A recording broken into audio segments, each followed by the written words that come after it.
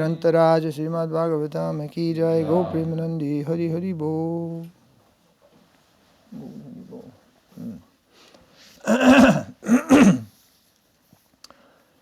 So I think maybe we should say a few things about Ratha Yātrā. What do you think? Since tomorrow's a Ratha Yātrā. Is it tomorrow? Tomorrow's a Ratha Yātrā. So we'll say a few things about Ratha Yātrā. And at the same time, that must be it must be connected to Bhagavatam. So what is Bhagavatam? What is Ratha Yātrā? What is the connection between these two things? Where does all of this ultimately take us? What is the life of devotion? What is the life of surrender? These are the topics which constitute Harikatha.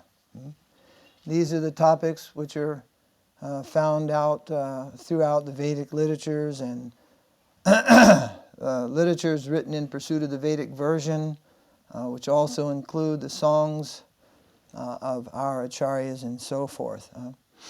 So Bhagavatam, Bhagavatam is a great mystery to most researchers of the Bhagavatam. They cannot seem to put their finger on what it is that the Bhagavatam is ultimately about. And therefore, most of the Vedic researchers prefer Upanishadic literature and original Vedas. Actually, we are not a Vedic movement. We are a Puranic movement. But we don't split hairs about that. The whole thing can be described as Vedic because the Puranas describe the essence of the Vedas. But in India, we are not a purely Vedic movement. A purely Vedic movement must deal with the Upanishads, original 4 Vedas, and Vedanta Sutra. Because Vyāsa wrote the Vedanta Sutra. Vedanta Sutra holds a very high position. The Puranas are not accepted by the philosophers of the Vedic systems, you see. And so you'll find like Ramanuja, Madhvacharya, they accept Puranas. They accept Puranas. But they do not give much importance to Bhagavat Purana. Much importance. At least they don't put their finger on exactly what this Bhagavat Purana is about, although they all recognize it is the nature of Sapta Brahman. In the first purport, in the purport, the first verse of Bhagavatam, many of the other Sampradaya Acharyas have indicated that this Bhagavat Purana, it is of the nature of Sapta Brahman, or Brahmagyan, transcendental knowledge. Its whole thing is of the nature of that higher plane of wisdom, knowledge, and realization. But what it is, they fail to put their finger upon it. And thus they emphasize other Puranas, like Vishnu Purana and so forth. They emphasize those Puranas more. So Bhagavatam is indeed a mystery. And Bhagavatam comes into prominence really only after the time of Mahaprabhu. Before Mahaprabhu, although other acharyas commented on it to some extent, and even Sridhar Swami, the original commentator on Bhagavatam, he commented on it to some extent. Still, it remained in obscurity. It was not considered as foremost. But Mahaprabhu declared it is an Amala Purana. It is the fruit of the Vedic literature. It is the essence of all the Vedic literature. So if one is a proper student of the Bhagavatam, then that which the entirety of the Vedas tries to present, one will come to understand that. So much can be said, and seminars and lectures could go on for years together, dealing with so many of the topics in the Bhagavatam. Nonetheless, there is a conclusion of the Śrīmad Bhāgavatam. There are 2 conclusions in Bhagavatam, ultimately. Although there are 10 divisions, it has its conclusion. It takes us somewhere in the ultimate analysis. And it leaves us with something in the last verse of the Bhagavatam. the last verse. As the first verse Jiva Goswami says the first verse of Bhagavatam is the samadhi. It is the samadhi of Vyāsa. The first verse of the Bhagavatam itself is the entirety of the Bhagavatam. Srila Prabhupada used to say, I have given you everything in first volume Bhagavatam. This first volume is so important. In 30 years, I mostly give class from the first volume of Bhagavatam. And the most difficult verse to give the class from is the first verse. It is actually the deepest of all the verses. So, similarly, Bhagavad-gītā takes us somewhere. There's a conclusion in Bhagavad-gītā. Sometimes the tricky question is asked, do you accept the Bhagavad-gītā? Oh, yes. What part of it do you reject? Well, nothing. I accept Bhagavad-gītā. Do you stare steadily at the tip of your nose? Well, no. You have rejected this instruction of Krishna. Sit back erect and stare steadily at the tip of your nose, Arjuna. No, Krishna, I can't do that. So we accept Bhagavad-gītā, not in part, but in its totality. It all came to a conclusion.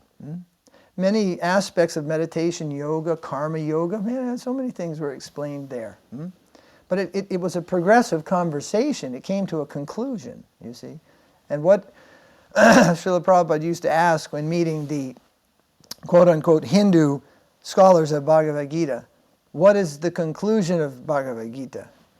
And one time one gentleman said, oh, I didn't know there was a conclusion. Because speculation is always open to speculation, isn't it? Once we impart on speculation, speculation is always open to speculation. Speculation is never conclusive, you see. So conclusion means conclusive, like it's a conclusive knowledge, it's a conclusive conclusion. The last. What is the last of Bhagavad-gītā? What is Bhagavad-gītā all about? So the verse Sarva Dharman Pratyaja Mam Ekam Saranam Vraja, this is the conclusion of Bhagavad-gītā, to surrender to Krishna. This is considered the conclusion. How many times we have heard this verse? How many times we have quoted this verse? Any regular temple attending devotee, if he even regularly he or she attends for 10 years, you've heard this thousands of times. If you're a preacher, you have quoted it tens of thousands of times. It is the indispensable verse in preaching. Sarva Dharman Pratyaja. We hear it again and again. Is that right? Is it no exaggeration? But there is a message within this verse which is brought out in the commentaries of Bhaktivinoda Thakur, Vishwanath Chakravarti Thakur, and a few others, which is very important, it's very intriguing, and it is connected with the Bhagavatam. Because Bhagavad-gītā is spoken by Krishna at Kurukshetra. And because it is at Kurukshetra, and Jagannātha Devī, Ratha Yātrā is that commemorative event, Jagannātha going to Kurukshetra, all these things are interlaced, and they are all intertwined, so to speak. They have their external meaning, but it is not external, but it is called as it is. It has its as it is siddhanta. And this is foremost and most important. But the words of Krishna, the activities of Krishna are always twofold. They are what they appear to be, and then there is always another meaning just a little behind.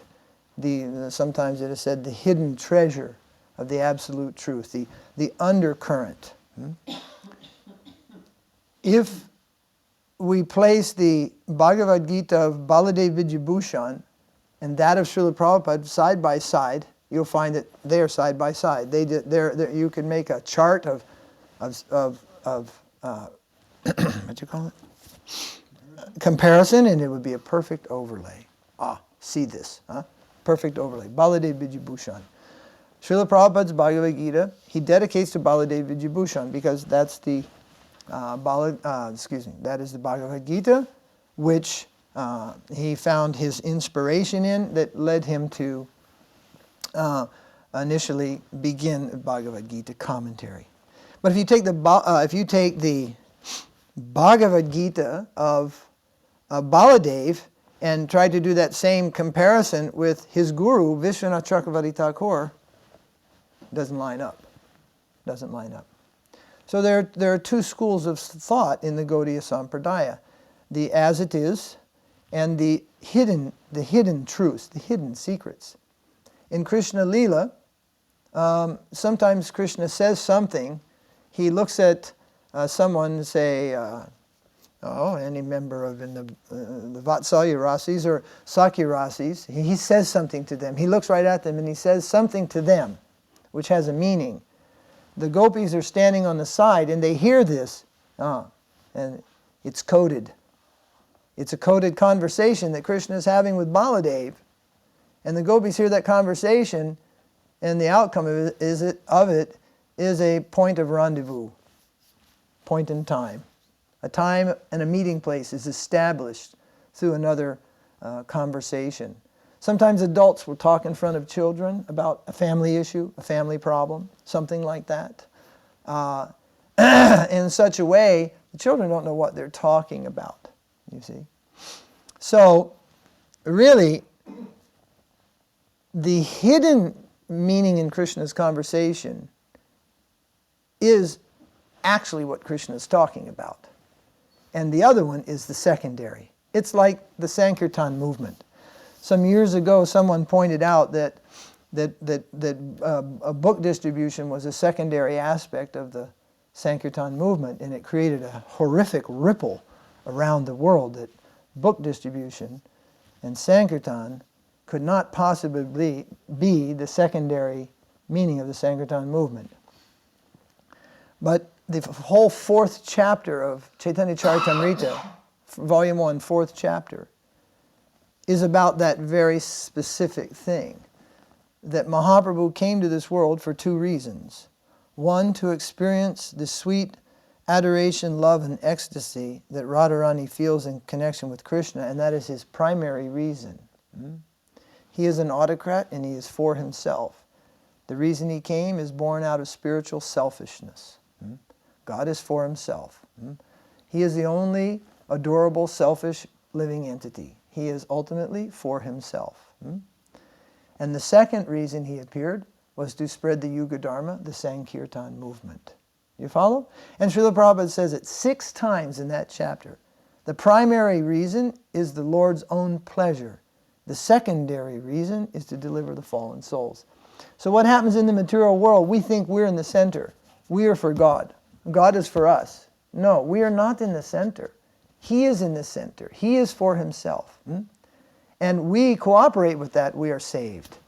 He is always for himself. So the primary reason is not easily understood. His secondary reason is to be first, to be embraced. Not that we try to embrace his primary, his inner self reason. We first embrace the secondary reason. If we don't understand him as he is, we won't understand the secrets about him either. So throughout Gaudiya Vaishnavism, there is always a secret. There is always an undercurrent. So Krishna says, Sarva dharmam prityaja mamekam saranam braja. He uses this word braja. In Sanskrit grammar and poetry, there's a rule called alankar. Srila Prabhupada mentions it very briefly, but if you study, Jiva Goswami say, Harinama Amrita Vyakarna, Sanskrit things, which I don't study. I'm not a Sanskritist. But you'll come about this alankar. And it is a way of composing verse, poetic verse, with a hidden inference by using only a syllable or a combination of syllables, meaning according to one level one thing, but in reference to this, it's called inference, it means something different. So Krishna is giving assurance there at Kurukshetra on the Great War that those who surrender to him, Śaraṇāgati, leads to Vṛndāvana, Vraja. That is where I am, Krishna says. I surrender to me. Who is the me? Krishna is in Vṛndāvana. He never leaves Vṛndāvana. And as we surrender to Him, we will be drawn towards Vṛndāvana. The sweetest conception of the absolute truth is found in Vṛndāvana. And surrender is the only way to trace out the sweetness of Krishna. Not by knowledge, not even by sacrifice. However, there is no surrender without sacrifice. No one has surrendered yet without a degree of sacrifice. But sacrifice as a standalone, if it is not as a result of surrender, it does not lead to the sweetness of devotion. Therefore, you will see that after many years, some devotees go away. They did sacrifice. They even did the Sankirtan sacrifice. They did many things. They did the kitchen yajna. They did the garden yajna. They did the deity seva. They did yajna. But deep within, Śrīnāgati was not there. Surrender was not there. And thus the sweetness of Krishna did not become known to them. So Krishna in His sweetest manifestation is in Vṛndāvana. And He is telling Arjuna, through surrender, you will come to me in Vṛndāvana. So the conclusion of Bhagavad-gītā is surrender, and the conclusion of surrender, Krishna says, is Braj.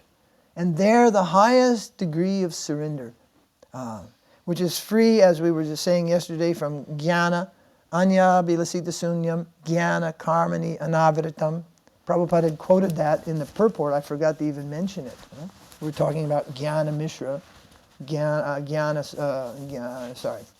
Karma Mishra, Jnana Mishra Bhakti, but that was like a little bit new vocabulary. He's saying, Anyabhilasita Sunyam, Jnana Karmani Anavritam.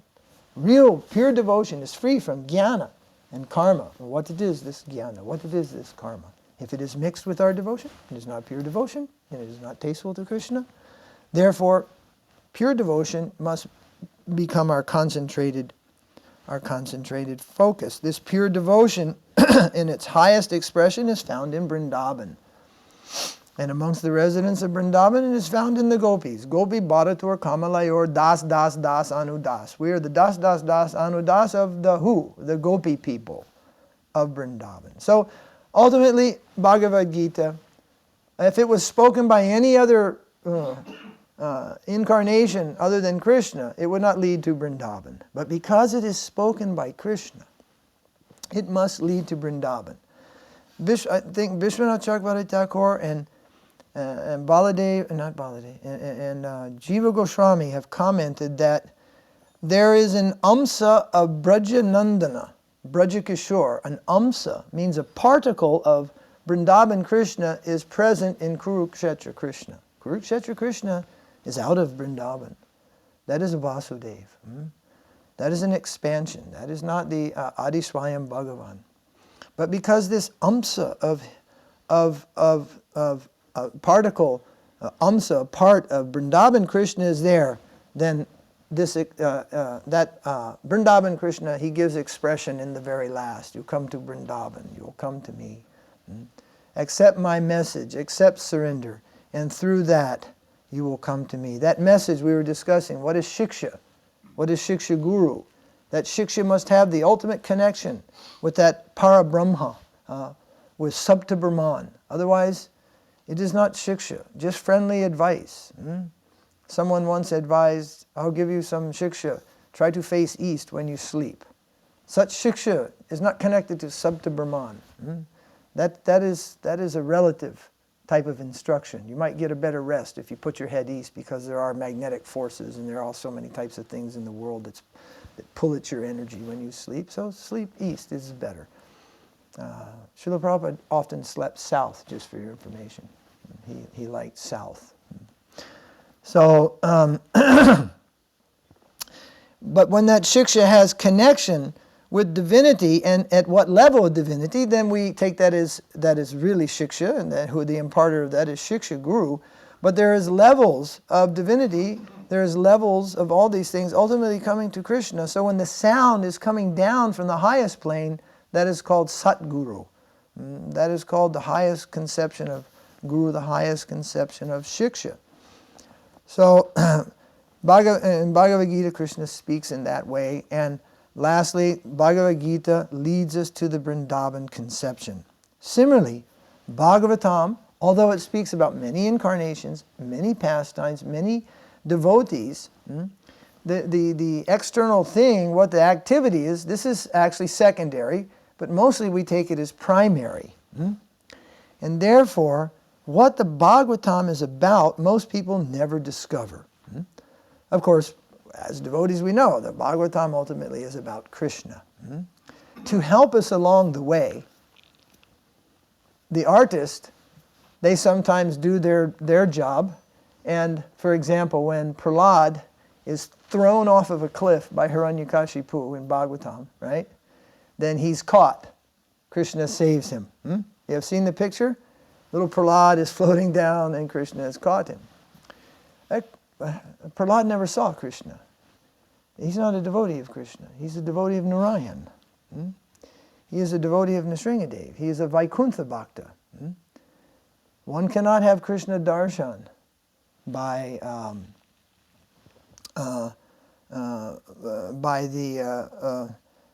the worship of the Narayan avatars. After Prahlad was saved and Hiranyakashipu and all these things were killed, he established a temple called Simachalam. And Srila Prabhupada didn't go there, but once Yasodananda and Guru Kripa, they wrote to Prabhupada, what is this temple? We went to this temple. They say it is established by Prahlad. And as it turns out, it's one of the ancient bona fide temples in India. Simachalam is mentioned in Chaitanya Charitamrita. Mahaprabhu went there. Well, the deity, it's the Nusringa temple. Simha means the lion. Simachalam. So, but when you go there and you see the deity, all you see is a pile of sandalwood paste, which is chipped, and a garland of 108 Shaligram Shilas surrounds the deity. But if you go there on Nusringa Chaturdasi, Chaturdasi, yeah. Then all that thick sandalwood paste is removed, and then you can see the deity if you're prepared to stand in the line about 18 hours in a push and shove situation in the heat of India's summer. Well, a couple million people do that every year. And all the reliefs on the pillars, and everywhere you look, it's Nusringa Dev, it's Nusringa Dev, it's Nusringa. But when you get there, it's Varaha Dev. It's Vishnu with a Varahamukh, with the face of Varaha. Previously to the advent of Nusringa Dev, the demigods used to take shelter of Varaha Dev, because Varaha Dev killed Hiranyaksha, and Nusringa Dev was unknown to the residents of this universe. Similarly, Krishna was also unknown to the residents. Brahma, when Krishna appeared, Brahma did not recognize who is Krishna. He later said, my Lord, if you would have come in your standardized form of Vishnu, we could have recognized you. But in this beautiful two-armed form, we could not recognize you. So surely our offenses against you can be forgiven. Because Brahma challenged Krishna. The father of our Sampradaya, he challenged Krishna. So the Krishna conception was not known in the time of Prahlad. And so Prahlad is a Vaikuntha devotee. He is not a devotee of Vṛndāvana proper. So, but many such stories are in Bhagavatam. So what is Bhagavatam really about? But in each pastime and story, there is an internal message also. And Prahlad is almost foremost. Prahlad marks the threshold of pure devotion. What is pure devotion? Not mixed with any knowledge and not mixed with any material desire. Prahlad, he is simply surrendered before the Lord. You make me or mar me, but I am in your hands. So Prahlad is a superstar personality on the path of devotion, because he is at the door, and his example must be revered, and we must take Prahlad in great aspiration. Give me a drop of even this type of purity and surrender. He marks the beginning of surrender, and the highest plane of surrender that is marked by the gopis of Braj. Prahlad himself and the process, Prahlad recommends that from here you should go to Hanuman. Prahlad recommends Hanuman. Prahlad is a Shantaras Bhakta. His surrender is in neutrality. And Prahlad says, actually, the real devotee of Bhagavan is Hanuman, because Hanuman is always engaged in service. He is always engaged in the Lord's sweet service. Hanuman says, actually, yes, I am engaged in service, but the Pandavas, they have friendship. They have friendship with Krishna. That is superior. Their service has reached to a level of intimacy and love and friendship. The Lord is their friend. The Lord has become their friend. So then Narada Muni goes and sees the Pandavas. And Yudhisthira tells him, it is true. Oh, by the way, this what I'm telling you will be soon given out by BBT soon. It's a Brihat Bhagavatam Amrita under production. You'll be able to read the whole wonder for yourself soon. But Narada Muni, Yudhisthira tells him, yes, we have friendship, but it is quite distant type friendship we have with Krishna. On the other hand, Uddhava is a very intimate friend of Krishna. And he is so intimate that Krishna cannot pass any day without Uddhava. Whereas Krishna has left us to wander in the forest sometimes for months on end. And in the end, he left us in Hastinapur and he went back to live in Dwarka. But Uddhava, he never separates himself from Uddhava. So Uddhava, he has friendship with Krishna, but in deeper affection and love. So Narada Muni goes to see Uddhava. And it is said that Uddhava he is Sakya Ras with a mixture of Vatsalya Ras and just a touch of essence of Madhurya Ras. He has some connection. Krishna sends Uddhava as a messenger to Vṛndāvana. So Uddhava says, yes, I have great intimacy with Krishna, but I can tell you that Krishna never forgets the Gopi people of Vṛndāvana for even a moment. They have captured his heart. They are the Lord's dearmost devotees. And so lastly, Narada Muni is sent to Vṛndāvana to understand what is the highest pinnacle of devotion and love. So Bhagavatam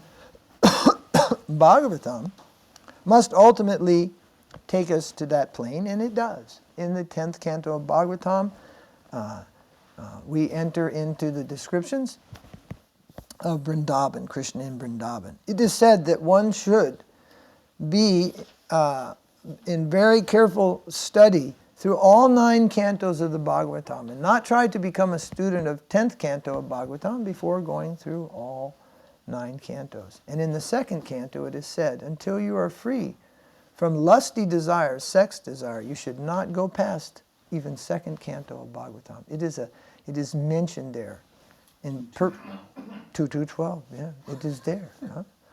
Oh, so then how we will go on. Prabhupada kept going, giving Bhagavatam. The Bhagavatam ultimately takes us to Vṛndāvana. And in Vṛndāvana, the Bhagavatam ultimately takes us to the highest conception in Vṛndāvana, known as Mukhya Ras. It takes us to the Madhurya Ras, is the highest conception. The Vedic scholars argue that there is no such thing as Madhurya Ras. And they argue, what to speak of Parakiya in Madhurya? They say that this is a complete concoction and that there is also no such thing as Raga Marg. Raganuga Bhakti doesn't exist. It only exists really in one Sampradaya, and that is in Gaudiya Sampradaya, Mahaprabhu. Before that, everything is Vaidhi Marg. Vallabhacharya stole various concepts from the Rupa and Sanatan and presented what's called Pushti Marg. And in Rupa Goswami even acknowledges it in Bhakti Rasamrita Sindhu. He acknowledges Pushti Marg as being a Raga Marg practice, but it is stolen. It only comes from Mahaprabhu, this Raga Marg, Raganuga, comes from Mahaprabhu. So the highest plane of love is Madhurya Ras, and it is in spontaneous love, and it is taken one step further, it is in Parakya Ras, and it is taken even one step further, that is called Prema Vivarta Vichitra. And that is union and separation in Parakya Ras. And we are still struggling with learning to chant the Maha Mantra purely. That is the reality. Knowing something of the higher world will help us in that struggle. But thinking that we can simply enter that world with our baggage of anarthas on our back and our filthy, muddy shoes is the greatest mistake we've ever made in our eternal existence. So once coming to Krishna consciousness, which is the better decision we've ever made in so many millions of lifetimes, we should not then bring that to spoil by then going so fast ahead that we again fall on our face by making offenses. Every devotee should be very happy to have come in connection with the holy name of Krishna and volumes of literature to guide us towards that ultimate perfection and ultimate love. And take that step by step. So, Bhagavatam takes us to Vṛndāvana. As it is mentioned, the name of Radharani cannot be found anywhere in the Bhagavatam. So where is the proof that Radharani even exists? What to speak of? She is the principal queen of Vṛndāvana. But actually, in a secret way, according to this Alankar, which I mentioned earlier, Radharani is mentioned 6 times in Bhagavatam, 6 or 8 times in Bhagavatam, but only in a secret way. Mostly with the use of the word aradhana, means to perform worship. In the word aradhana, the word Radha is the central part. And here's something I wanted to mention. Many times that we have mentioned about the 10 offenses to the holy name. We have read them, we have heard about them, we have studied about them. That is called aparad. Appa, Radha. It is a combination of 2 words, the name of Radharani, Radha, and appa. It means against. Aparad is that which is against that which is against Srimati Radharani. That is aparad. So offense and devotion, that is aparad. She is devotion. She is the energy of devotion. She is the mother of devotion. And therefore, offense, what we say offense in English, is called aparad, that which is against Srimati Radharani. There's a book floating around here called The Heart of Krishna. The first paragraph of that book begins with this explanation, from where this word has come and what it means, aparad. So, Bhagavatam brings us to the Vṛndāvana conception of surrender and sweet love in devotion and spontaneous love. And the different types of love are revealed there all the way to this Parakya Ras. And there, Radharani is the supreme queen. She is not a Swakiya like the queens in Vṛndāvana. She is a Parakya. So Parakya, the supreme standing of love, is shown in Bhagavatam. But it is not accepted by any other school or Vaishnava school except the Gaudiya school. Bhagavatam is for the Gaudiya school. It is the book of the Gaudiyas, the principal book, and this is pointed out by Mahaprabhu. Now, in an argument with others, they'll say, no, this Raganuga, there's no evidence, no Madhurya, never, no, Parakya. They'll just blow it right out the door. Lakshmi Narayan. This is the supreme love for God, Lakshmi Narayan.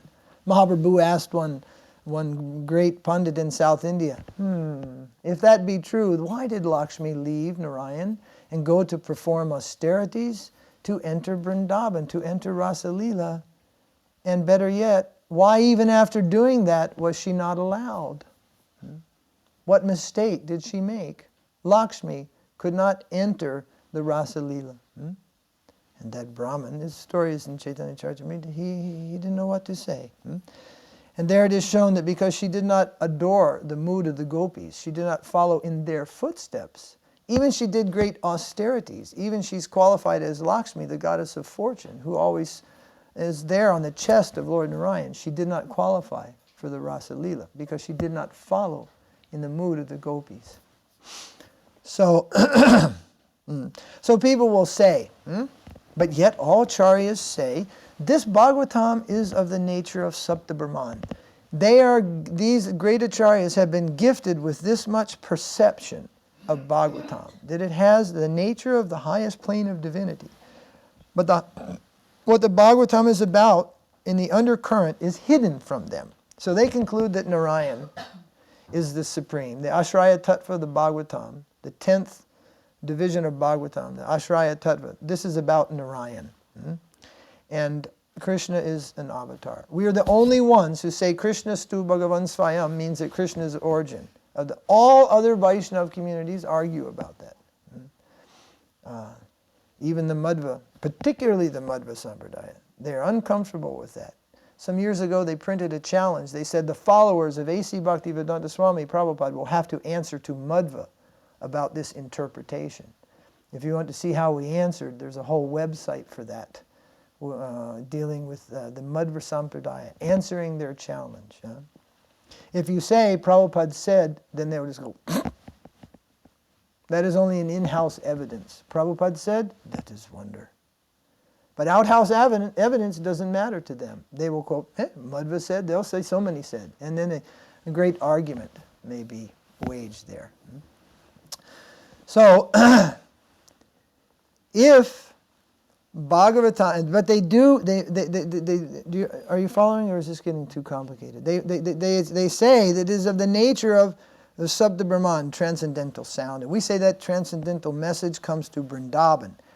Then there is a challenge that comes, because the Vedas came from somewhere. In the ontology of the Vedas are born from a mantra. First existed a mantra. One mantra. From that mantra, the Vedas are all born, ultimately, in time. That doesn't mean the mantra was there and then all the other sounds just came out. But by meditation on the mantra, then something came forth from that person. And the Vedas have been coming to the world like this for kalpas, even. So it comes back to the mother of the Vedas, and that is known as Brahma Gayatri. Gayatri. Those of you who are the Brahmins, Om Bhur Bhuva Shva Tat Savitur. This mantra, this is the mother of the Vedas. From this sound, this is Veda Mata. From this sound, all the Vedas have evolved. They've all come from there. Vedic literature has come from this mantra, Veda Mata. So, the argument comes to this, that if, and it's not that we just say that Bhagavatam comes to Vṛndāvana. We say Bhagavatam is the commentary on Vedanta. Vedanta is the culmination of all the Vedas. And the purport of the Vedanta is the Bhagavatam. So the Bhagavatam comes to the be-all and end-all of the highest existence in the absolute truth. It's not that it just comes to Vṛndāvana and we'll be satisfied that, yes, we got Vṛndāvana conception over here. We're saying that that Vṛndāvana conception is above all. It is above everything. So then they say, and you say in that conception that the gopis are the highest plane of love. You also say Mahaprabhu is the highest avatar of love. Then all these things you must prove exist in the Brahma Gayatri mantra.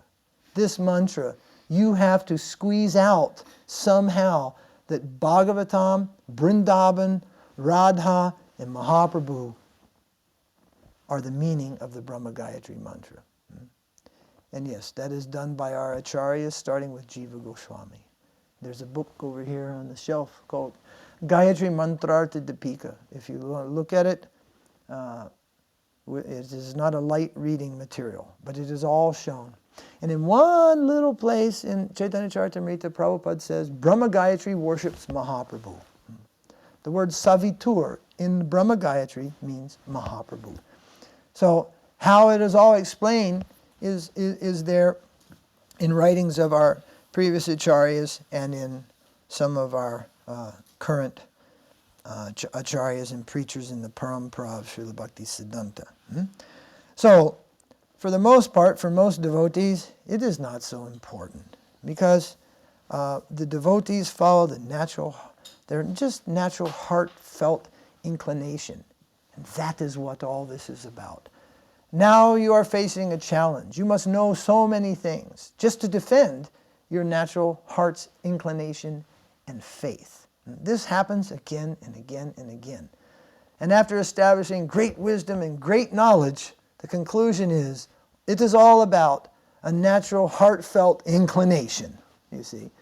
But then when that thrives and flourishes for so long, then come the enemies. Gyan begins to make a circle around that, like the Indians used to surround the cowboys.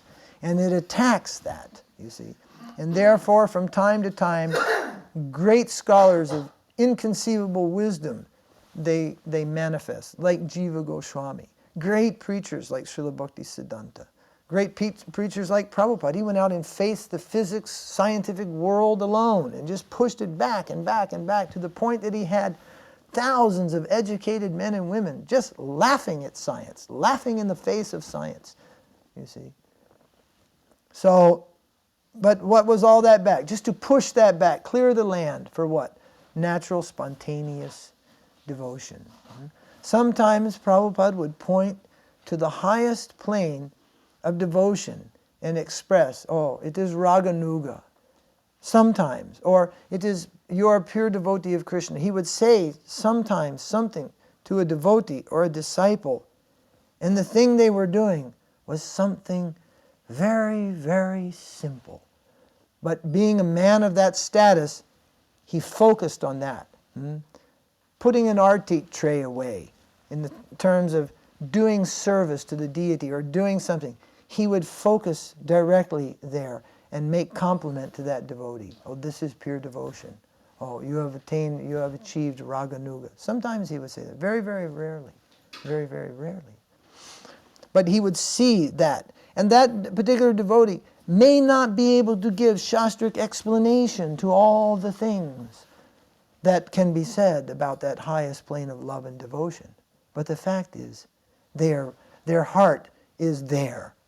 They are willing to do that, and they are doing that with all love and affection for their guru, and that is Raganuga. But they might not know so much of the complexities of Ras and Abhas and so many, many things. But all those things, again, are just to come to that one simple point of natural, spontaneous love. It is said that this love of God lies dormant in our heart like fire is in this wood. It's like, I don't feel any fire here. It seems quite dry. But yet, we can watch fire burn from that wood. It is there. But the microscope cannot see it. It is hard to trace. But yet, the fire is there in the wood. And similarly, love of God lies dormant deep within the heart of all living beings. The process to awaken that and cultivate that love from a spark to a flame to a raging fire. So, Prabhupada used to give example, in connection with fire, we develop the quality of fire. And there's only one, this thing will lay here until they come back from Mars, and it will not burst into flames. But if it is brought in connection with fire, where fire is burning, then it will burst into flames. So, this verse that was chosen today is a lot about sadhu sangha. If we are in connection with those who are burning in love of Krishna, boom, we will burst ourselves into that plane. Whether or not we can explain it is secondary. And ultimately, it is irrelevant. Yet from time to time, we come under vicious attack. Oh, what you have is nothing. Prabhupada did not give you everything. He only gave you ABC. As I said the other day, Krishna says, of the letters of the alphabet, I am A. Be happy he gave you A. And Z, that is a crooked thing. Be careful about Z. You may think you have Z, but you got 0. Who thinks he has Z got 0. Who thinks they have A, he has Krishna. So, now, Jagannātha, Ratha Yātrā, what is it? What is it all about? It is also about Vṛndāvana. It is about the Vṛndāvana conception. One level, we heard how there's one king, Indradumna. He wants to make deity. He calls, who do you call? Vishvakarma. He calls Vishvakarma. Vishvakarma agrees, yes, I will make deity. But you cannot look. Only, I will work, you should not look. So daily, Indradumna, I think it's Indradumna, right? He hears the tapping of the mystery inside, working away, carving away. Suddenly, one day there is silence. He doesn't hear anything. Silence is the loudest thing you ever heard, isn't it? Silence sometimes can be so unnerving, you know, being patient in dead silence. So finally, he couldn't tolerate the silence anymore. And he opened the door. At that minute, Vishvakarma simply left, and he left the deities unfinished. He left there. Then we were told, but Indradumna he accepted. So that is a secondary appearance. And for many, that's how Lord Jagannātha appeared. But that is secondary. Lord Jagannātha appeared in Dwarka, in another plane, at another time, in the Leela of Krishna. Lord Jagannātha is known as vipralambha-mūrti. He is the shape, form, and beauty of separation. So what happened, and it is coming to you soon, by the grace of BBT and Brihat Bhagavatam Amrita. In Dwarka, Krishna heard some talk was going on in another room. The nature of that talk is different types. After Kamsa was killed, you know, Kamsa, Krishna had to take care of Kamsa's mother. Poor mother of Kamsa. So Krishna took Kamsa's mother to Dwarka, and he kept her there. She lived there. But she was a very condescending type of lady. And she would often criticize. Different things would happen. And she would note that Krishna, he has so much concern and he can't seem to free himself from remembering these gopi people, the gopis and gopas of Vṛndāvana. So she would sometimes criticize what these people did for Krishna. They couldn't even dress him properly, running around barefooted. So they used to gag that woman and put her in a closet, because this would create a problem if Krishna was to hear this. So there was different types of talk always going on about Vṛndāvana in Dwarka, because from time to time things would happen with Krishna in Dwarka in relation to that Vṛndāvana, and thus it was all, he would make a statement, he would do something. There was always something, and every day there was something. So one day the queens were discussing why Krishna is drawn to this Vṛndāvana, and they began to describe Vṛndāvana, the place of his pastimes, and the nature of the love of those people in Vṛndāvana for him. Now in that Krishna in Dwarka, who is a Vasudeva expansion of Krishna in Vṛndāvana, also lives an Amsa of Vṛndāvana Krishna, because he is connected there. I mentioned the other day how Durga, in Durga Purana, she shouts out at one point, I am Radha of Braj. She shouts and faints. Durga. She shouts this out because she is like way down the line, even from Parvati, you know, way down the line. But down the line means it's still the line. From Radha comes the queens in Dwarka, and then the queens in Vaikuntha, the Lakshmis, and then comes Parvati, and all the Devis, who are the Devis Saraswati, Lakshmi, all of them coming down in the world. They're all ultimately an expansion far, far away. There is Vṛndāvana and the principal queen, Sladini Shakti. So some small little Amsa, and at one point that Amsa expresses itself. I am the Radha. It's like, oh, this Radha, no. So Krishna also in Dwarka, some Amsa, some part of Krishna in Braj, it is found there. And it is sometimes expressing, when he heard the conversation about Vṛndāvana and the love of the gopis, then he entered into the deep mood of separation, and he fainted. And they heard a thump on the floor. And then somebody opened the door. Actually, the first person to enter the room was Baladev. And what he saw was Krishna's arms had drawn inside of his body. His eyes had opened up and consumed the size of his face. And his legs had just shriveled in. Mahaprabhu sometimes did this. No one has seen except some of the Lord's own eternal associates, but it is mentioned. How is it possible? The arms draw inside the body. It is something else. Huh? And all that was left was these little hands. Huh?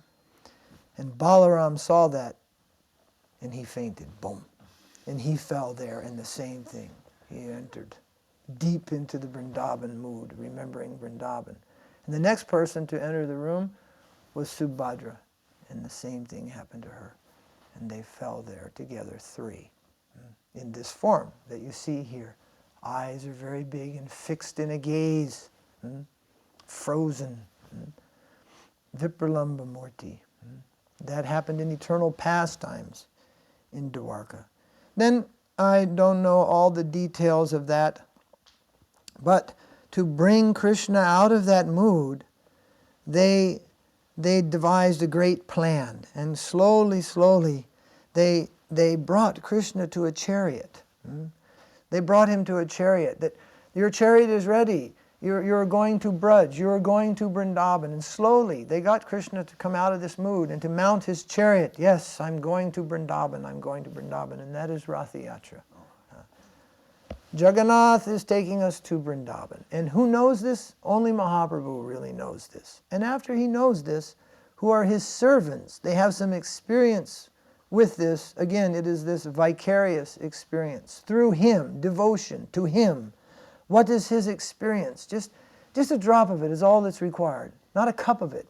Just a small drop of it. If it falls on us, that is eternal perfection beyond even the imagination of the demigods. Even Lord Shiva, he is wondering about this.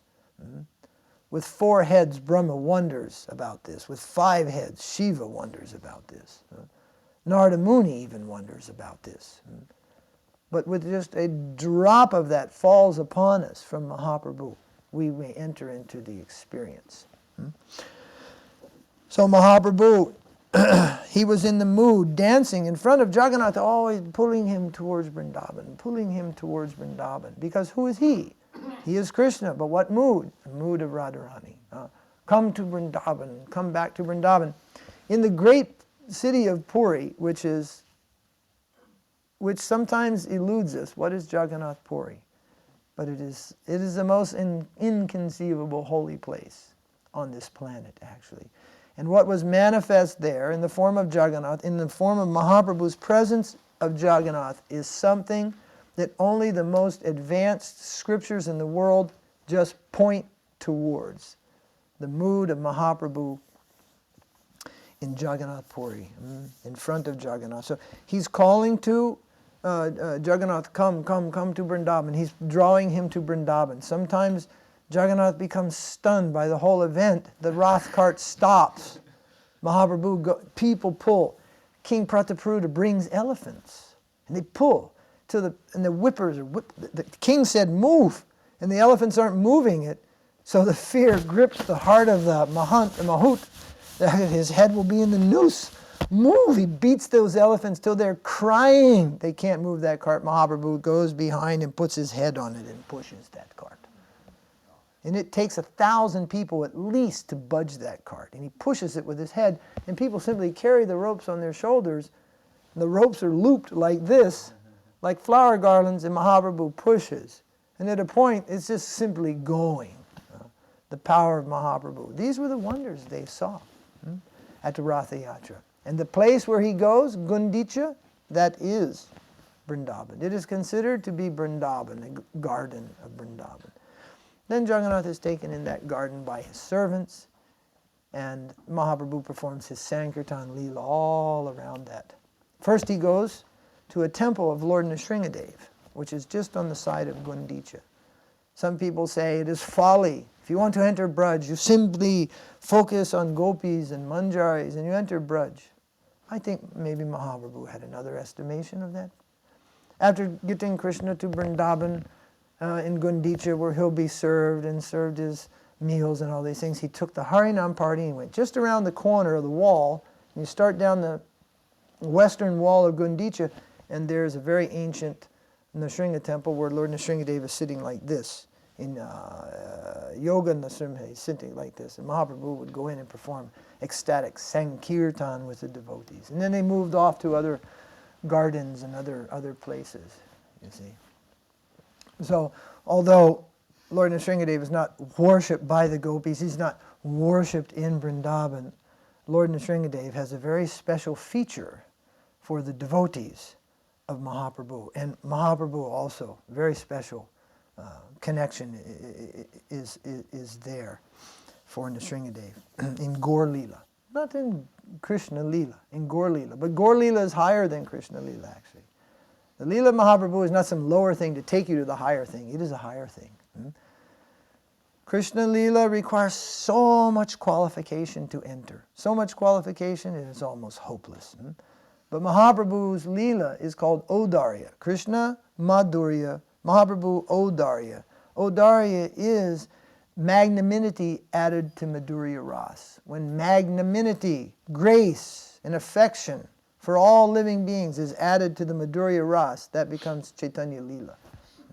Magnanimity added to Madhurya, Odarya. So Bhagavad-gītā takes us to Vrindavan. Śrīmad Bhāgavatam takes us to Vrindavan. Our mantras, Gayatri mantras, Brahma Gayatri, Guru Gayatri, Gaur Gayatri, Gopal mantra. Sometimes you are put on the spot about Gopal mantra. Do you know what is this Gopal mantra? They'll say, do you know? Oh, no, I don't know. That is your Krishnaya Govindaya Gopi Chandan Balabhaya. This is Gopal mantra. It is just another name there. You have got Gopal mantra who are Brahmins. You are chanting Gopal mantra. Someone else is saying, do you know Gopal mantra? All game playing, just to throw you off on your side, you see. But then again, if you don't take the trouble to know what you're involved with, that also can be dangerous. Like, if nobody tells you what a razor blade is, you can cut yourself. If nobody tells you what a gold coin is, you may leave it on a park bench, thinking it the same as a quarter. You know, if you don't know what you have, that could also become a defect, you see. In the Madhyamadhikari stage, it is good to know what we have been given, you see. So, but then sometimes it comes, we begin to think we weren't even given it. Or some people think you weren't given it because you don't seem to know anything about it. Like that. Sometimes it goes. So some deeper understanding, it is good for us in both ways. It will help to protect what is natural, and it will help what is natural to grow towards its perfection. So all the things, the Bhagavad-gītā, the Śrīmad Bhāgavatam, the Gayatri mantra, all of our mantras, and Ratha Yātrā, Jagannātha Dev himself, taking us to the Vrindavan conception. Vrindavan, the sweetest land of love, where God is a slave of love. He is a slave of love. He is a connoisseur of love. He himself surrenders to love and wants to taste only love. So therefore, the old hippie adage, God is love, yeah. God is subservient to love himself, you see. That is Vrindavan, that is Ratha Yātrā, that is Bhagavatam, that is Gayatri, that is Bhagavad-gītā. And all of it in one mantra, Maha Mantra. Hare Krishna, Krishna Krishna, Hare Hare, Hare Rama, Rama Rama, Hare Hare. Shri Jagannātha Devī ki jai. Jagannātha Subhadra Baladeva ki jai. Radha Bihari ji ki jai. Śrīla Prabhupada ki jai. Guru Parampara ki jai. Go Premanande, Hari Hari Bol. So what is the time? 8:30. All right, so short-winded. I warned I'm running out of things to say. Sorry.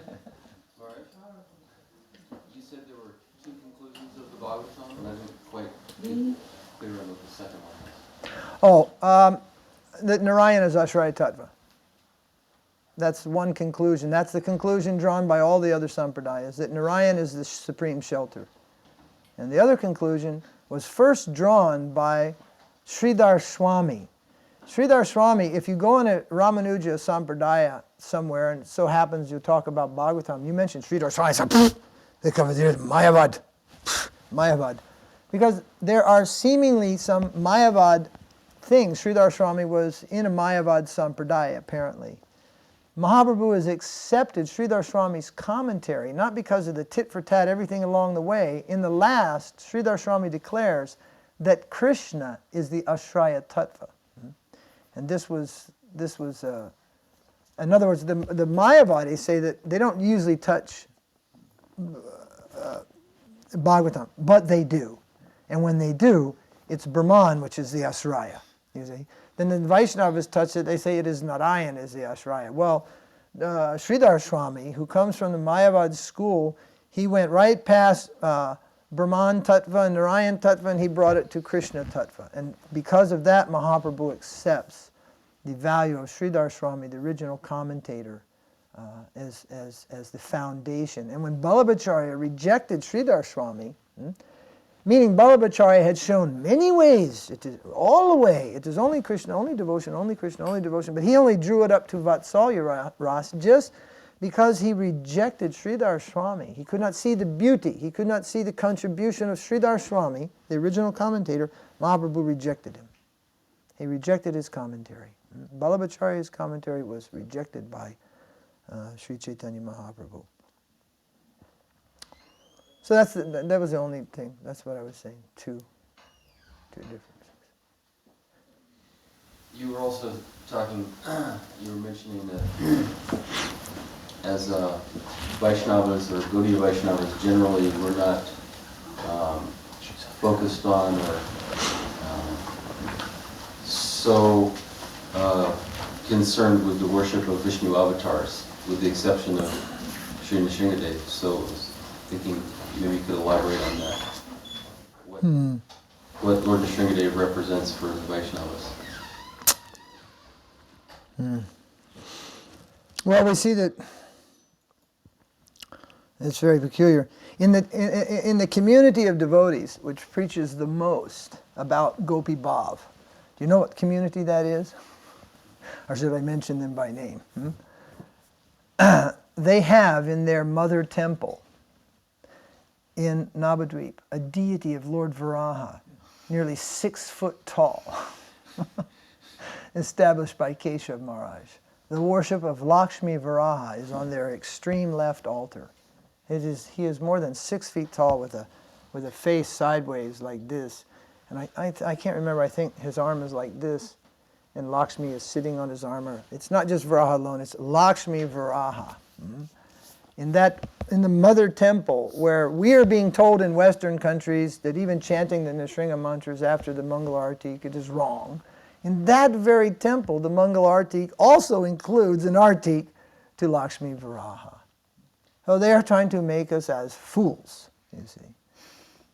And I've been there many times. And it's not that door is closed in Mangala Arti. No, there's 3 altars. I forget how it goes there.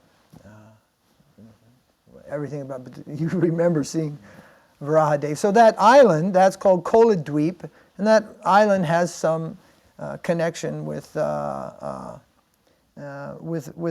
Dev. But I don't know all about what that connection is, but I know that Varaha Dev is there. In Srila Sridhar Maharaj's ashram, there is a Varaha Shaligram, which is worshipped in his ashram there, and speciality, a special sweet rice is a special offering to that Varaha Shila there. So Keshav Maharaj, Srila Sridhar Maharaj, they are also Rasika Bhaktas, and they had Shaligram, they also had deity of Varaha. So from a simple example right there, deep within the Gaudiya family, they are also worshipping. They are offering arti, they're offering bhog, some special offering. But that is not their super pradhan ishtadeva, I mean their central foremost deity, you see. Just like there are many shaligram. But what is foremost is Govardhan. Pradhan Shila means the primary principal one. You see. So superior in our line to the worship of Shaligram is the worship of Govardhan. But in all the temples, and Prabhupada has written, he will introduce And once the Shaligram will be worshipped in temples. In one place, he even writes it's more advanced in the worship of Radha and Krishna. Yeah, it's in Chaitanya Charitamrita. When he says he will introduce it, he mentions it's more advanced. So generally, all Shaligrams are Vishnu Tattva. However, when Ramdas Prabhu's Guru Maharaj used to see Shaligram, he would sometimes say, oh, Radha Krishna. There is no Radha Krishna Shaligram in the Garuda Purana and so forth. He even told, oh, it is Gaur-Nitai. See the golden line, Mahaprabhu. So, beauty is in the eye of the beholder. Shaligram is no exception to that. And Gopal Bhatta Goswami worshipped Shaligram, and Krishna came out of the Shaligram, this much big, beautiful Krishna, Radha Raman. And half Shaligram here, half Shaligram here. But generally, Shaligram is Vaidhi Marg, not Raganuga Marg. But if a Raganuga Bhakta worships Shaligram, Krishna must be there, just like the gopis. Or when Krishna tried to appear in front of Radharani as Vishnu, he could not hold that position. And that had to just tremble and shake and came into this position. So, in general, the devotee, a Raganuga Bhakta may see Shaligram and see wonderful things in Shaligram, sometimes even Mahaprabhu, even Gaur-Nitai, even Radha Govinda he may find there. According to Vidhi, there is no such thing as a Radha Krishna Shaligram, you see. But his vision is not, his vision is beyond that, and so Krishna must be drawn to that. At the same time, a Raganuga Bhakta may say the worship of Govardhan should take prominence if he sees that the devotees are being like kind of carried away, worshiping different avatars, and he reads in that, no, actually their focus of their devotion is being splayed. So then he will draw that back and say, no, only this. You see? Well, that is there too. That isn't there in a bona fide thing. Ultimately, what form of the Lord should we worship? And the answer is, and I'm pretty sure it's mentioned by Srila Prabhupada, the answer is, whatever form of the Lord your Guru gives you to worship, that's what you should worship. So in my temple in South India, we have many deities, and we also have a deity of Gaur Gadadhar. Gaur Gadadhar. As Gaur-Nitai, Gaur Gadadhar. And many devotees will say, why do they worship Gaur Gadadhar? Why do you have Gaur Gadadhar? Because Srila Prabhupada says in Chaitanya Charitamrita, one should worship either Gaur-Nitai or Gaur Gadadhar. Now probably if he hadn't said that, no one would accept why I worship Gaur Gadadhar, even though Srila Bhakti Siddhanta established Gaur Gadadhar, Bhakti Vinod established Gaur Gadadhar, Vaninath Roy established Gaur. If Prabhupada hadn't said that at least one time, I'd probably be explaining that forever. But because there's a point where he mentioned it, then it's like, whew, many devotees, oh, okay, Prabhupada has mentioned that. And that's good. I'm very happy he did mention it. That's very, very good. Gaur Gadadhar is also part of our parampara. They are not outside our parampara. Nusringa Devī is not outside our parampara. Many of our great Mahabhagavat devotees, they also worshipped forms of Narayan. Bhaktivinoda Thakur worshipped Lakshmi Narayan. Lakshmi Nusringa also. Jagannath Mishra worshipped Vasudev Narayan. Come and see the God of all of this. So then we go to see Lord Ranganath. Oh, but we're not actually. We're devotees of Ranganath. Oh, we're devotees of Krishna, Radha Krishna. Not Krishna alone, Radha Krishna. But Ranganath is there, and we don't turn our back on Ranganath. So we're not above the worship of God. And in our parampara, Lord Nusringa Dev holds a super status as the protector of the Sankirtan movement and as a protector of the Siddhanta. It is actually the philosophy that he protects when he protects Prahlad. Ultimately he protects Prahlad. But to make the point of the Siddhanta, he ripped Hiranyakashipu into pieces. He saved Prahlad and protected him many times. And in the end, when Hiranyakashipu said, well, is your God in this pillar? Let's see what he can do. Is he in the pillar? And he whacked the pillar.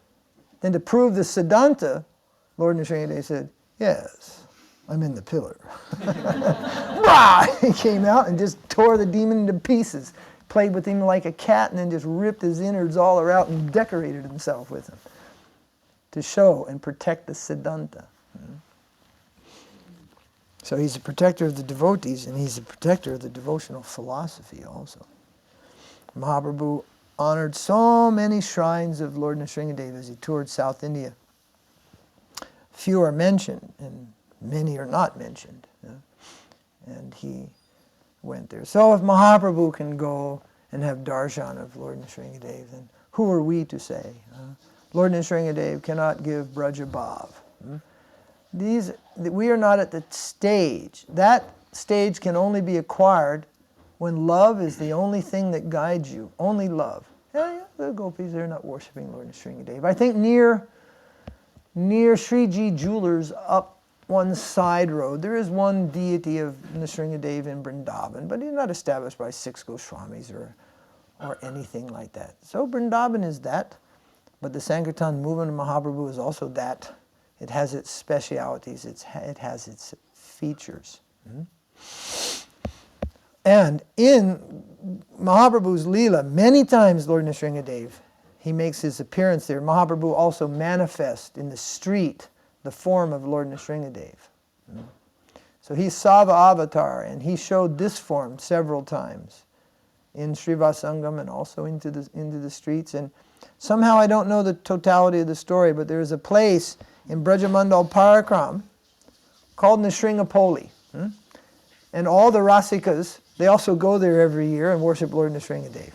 But over here they want to tell you, don't worship Nrsinga Dev, you don't chant samsara prayers during Mangal Artik, all these things. Samsara prayers,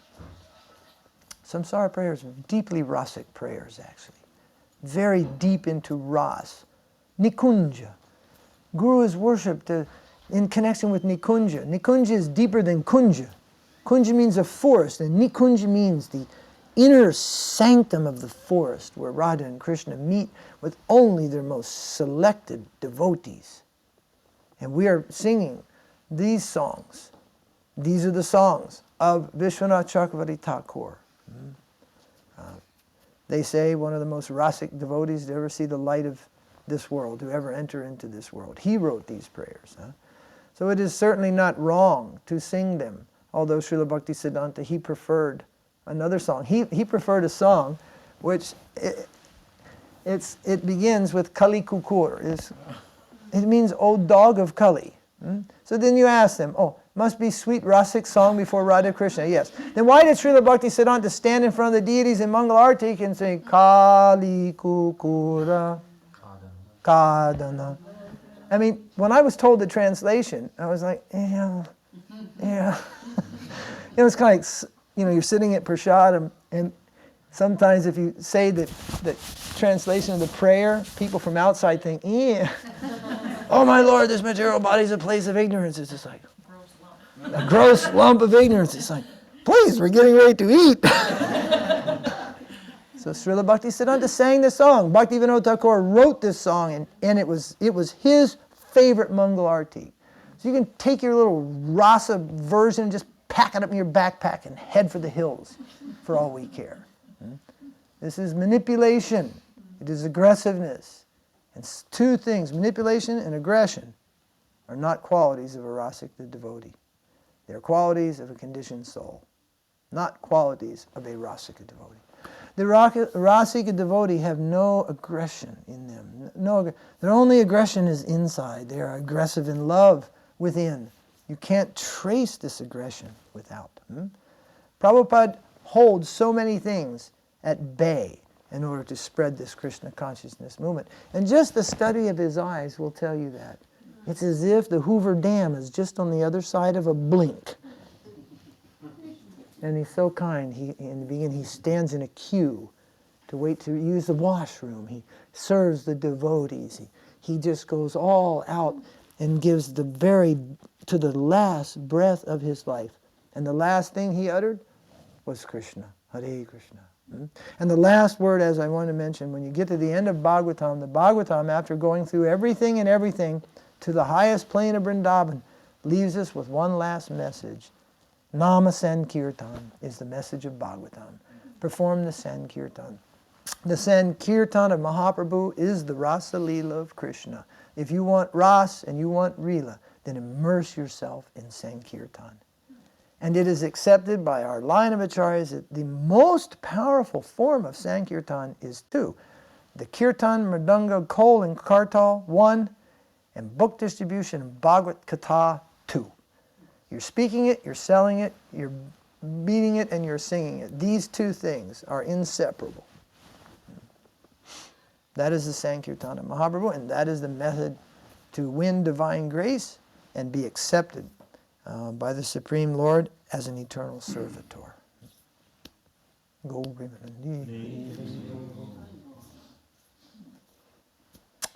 Any other questions here? My question concerns the line of balance for a devotee between understanding something in the complexities of something in its entirety and stepping across the boundary where you enter into blaspheming other devotees. Because in one place, Srila Prabhupada says that anyone who once chants Hare Krishna is a devotee. And the effects of blaspheming them, Bhaktivinoda Thakur says in the Harinam Chintamani that the offenses accrue from that point.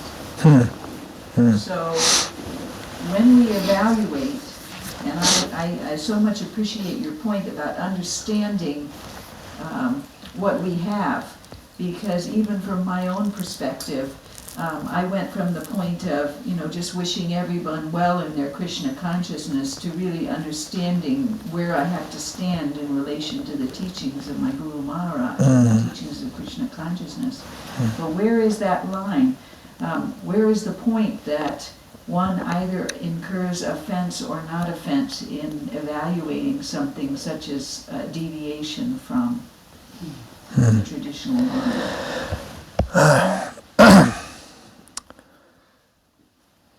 One, to begin from a point of consideration, we hate this sin, not the sinner.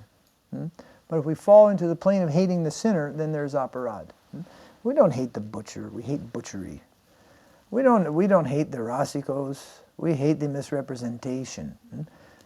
If we find ourselves in the plane of hatred towards any living entity, like I don't hate mosquitoes, but I swat them in India because they carry malaria, and I don't like seeing the little kids and everybody down with malaria. So, I don't really hate the mosquito, I swat him. We have a saying, he gets liberation, I get the karma. So, nonetheless, if we find ourselves in the mood to kill needlessly any living entity, then there'll be a severe reaction there. So sometimes we even tolerate killing those disease things just to check our behavior in inflicting death upon any living entity. Prabhupada said, you cannot give life, you cannot take it away.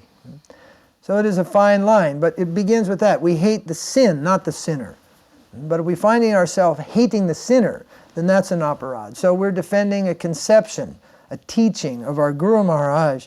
But if we allow ourselves to be consumed into personal hatred, then even though we're defending his conception, that may be an aparad. We may also make aparad in doing that, you see. So it's a fine line. It's definitely a fine line.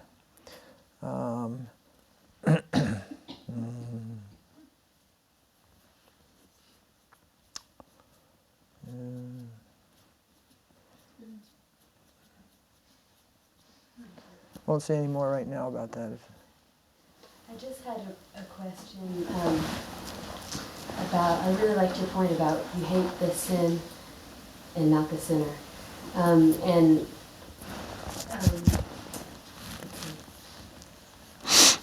Well, I'm trying to figure out a way of saying this without bringing up a specific situation, but I guess I'll just have to bring up the specific situation. I'm not focusing on it, but like in Los Angeles, a lot of devotees have been banned from coming into the temple. And although I personally philosophically disagree with them, also it just seems like a hard situation to ban people from coming in to see the Lord. And one person made the point that even the enemy should be allowed to see the Lord. Vaishnava. So I just wanted to know, what is the appropriate way of dealing with a situation when you hate the sin, not the sinner, but then how do you practically deal with that situation? If you want to separate yourself from the... Well, there are two things in that situation. One is a sign of it's the sign of the house owner of weakness. When I can't deal with it, I just ban it, you see. And that's a sign of weakness. But being that one is weak, it's just like if somebody's attacking your home and you're weak, you shut the door. If you're strong, you go out and kick their butt. So because they're not weak, they just shut the door. But the enemy is aggressive, you see. And then this only buys one time. It does not solve the problem. The big wolf stays out there. And he finally gets through. And usually he gets through when somebody just goes, well, he sounds nice, and they open the door and let him in. So it's a bad tactic. It solves the immediate, but it produces another problem. You know, it produces another problem within, you see. And pretty soon, within, people will be arguing. Why do we have the door shut? Why is the bandage there? Like you're saying, people feel something. Well, why are we that way? But it's a sign of weakness. First, it's a sign of weakness. And it's, in one sense, a regrettable situation. It's, as we say today, it is what it is. And there is no just solution in the folio. There's no just one. This is a culmination of 24 years of something. And this has brought us to a point. And there is no one-day solution to the matter. It's going to be a long solution if there is ever a solution. So, I can tell you there's one temple that they don't go to, and that's mine. Because they're afraid of me. They're afraid what I say. That's why none of them are here. And they were all told not to come here. And that's a star on my chart. Don't go there and hear that gentleman. He's an offender. This is also a nice way to keep everybody away from anything. So, but I take it as a good sign. But they're pushing their way into your temple because they're not afraid of anybody in there. Anything they can say, anything they know, or any such thing. My gate's open. My temples are open. They don't push their way in there. Rather, they don't even want people to go near. If someone else speaks, they send their people there to challenge them. I wish, well, in a sense, they'd send someone here to challenge me and ask me their stupid questions. As for every stupid question, there's another stupid question I could ask them. Which reveals the stupidity also. At least, you know, these things can go on back and forth, but they don't. They don't do that. So that's very nice. I'm happy not to have to deal with that directly. So the method of banning, as soon as we have some jokes, sometime we print a new book, how to sell more, we'll put a little sticker that says banned by the GBC, and you're bound to increase sales 30%. It's just like a joke, you know. I have many friends who are GBC and devotees and all these things, but still, it's true. There are jokes made about these things. It's sad. It's sad that it's like that. But first, a sign of weakness. Then, how to deal with that. That is a problem, big problem. Would you say that philosophical discussion is a good way to do it? Is that the strongest way? Or? Well, there's a history to all this in philosophy. Yes, there is a philosophy of love, the philosophy behind love. There is also a history, a parampara, and so many things which are there. It doesn't mean that no one will be lost or anything will not go wrong. Still, things will go wrong. Some people will be lost, but a proper philosophical understanding and even a proper historical understanding is valuable in keeping on path of the truth and helping others to see the path of the truth. What is the path we are on? What is the Prabhupada? What is the Prabhupada path? Just like somebody recently asked me, do you accept Prabhupada as the preeminent? And my reply is, what's the meaning of preeminent? What is the meaning of preeminent? Do you even know what it is? What do you mean preeminent? There's no God now? Prabhupada is God? He has no guru? His guru is nothing, huh? Bhaktisiddhanta is nothing. It's like preeminent. What are you talking about? This is about being das, das, das, anu, das. I am servant of him, and he is servant of his guru, and his guru is servant of his guru. And this goes all the way up to Radha and Govinda, Radha Krishna. There's not just choo-choo. We just took the cut right here and went flying right by the whole ontological order of love, lila, and we just find ourselves, it's just us and Prabhupada serving Radha and Krishna. Not like that. Not like that. So what does it mean? I don't know what they mean, preeminent. I eat, sleep, drink, walk, think, dream, and everything, Prabhupada in my life. But does that mean I can't have any affection, love, respect, or anything for anybody else? What is the meaning of it? What is the meaning of love? What is the meaning of all this? You know? These are bad sounds. Do you accept Prabhupada as a preeminent acharya? It's just like, squeeze me and find out. Just go ahead and dare say in front of my face that I left Prabhupada. And I'll slap your teeth. Then preach. First I'll slap you for that statement. Find out. Squeeze me. See. That's how you test anything. Not by someone's hiding this. You test. You give a squeeze there. What is there? Taste will reveal what it is. Where you find that taste, then you know it is there. If you find it is accostive, bitter to your experience, then you will take your decision. If there's an enemy outside, that's easy to deal with. When problems happen within the family, that's more difficult.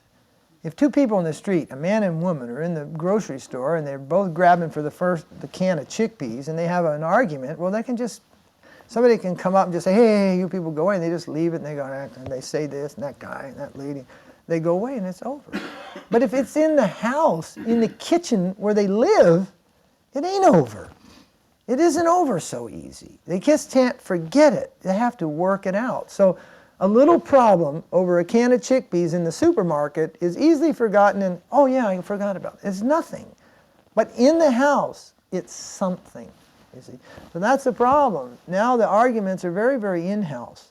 They're in-house with the greater family of Srila Bhaktisiddhanta. And they're in-house within the great family of Prabhupada also. And it's getting just really, it's like spaghetti.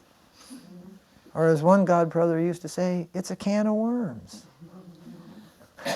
You know, it's like, it's sad to see, and it isn't going to go away just by going to sleep and having a good rest and open your eyes. It's still there.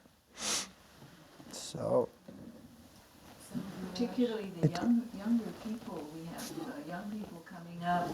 The mothers are Ritvik, the fathers are following Narasingha Maharaja, sister and brother, this guru and that guru, and sure, now we see, confusing. Right, now we sing, Bhakti Vinod bhajans, Rasika bhajans, and Mirabai bhajans also. Just really mixing it up. People just mixing it up to the nth degree. So, in the end, something is going to come out of all this, as I pointed out. At Kurukshetra, when Krishna returned 40 years later, with his armies and all these things for the great war, in the end, there was only 5 men standing.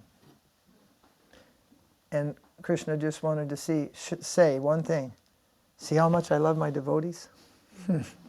Hundreds of thousands lay dead on the battlefield, rivers of blood with arms and legs floating. All of that just to say, see how much I love my devotees? Even Krishna's own army went down there, His army was chosen to the other side. So the duty of the army of Krishna, residents of Dwarka, their armies fought. Krishna's army fought against the Pandavas.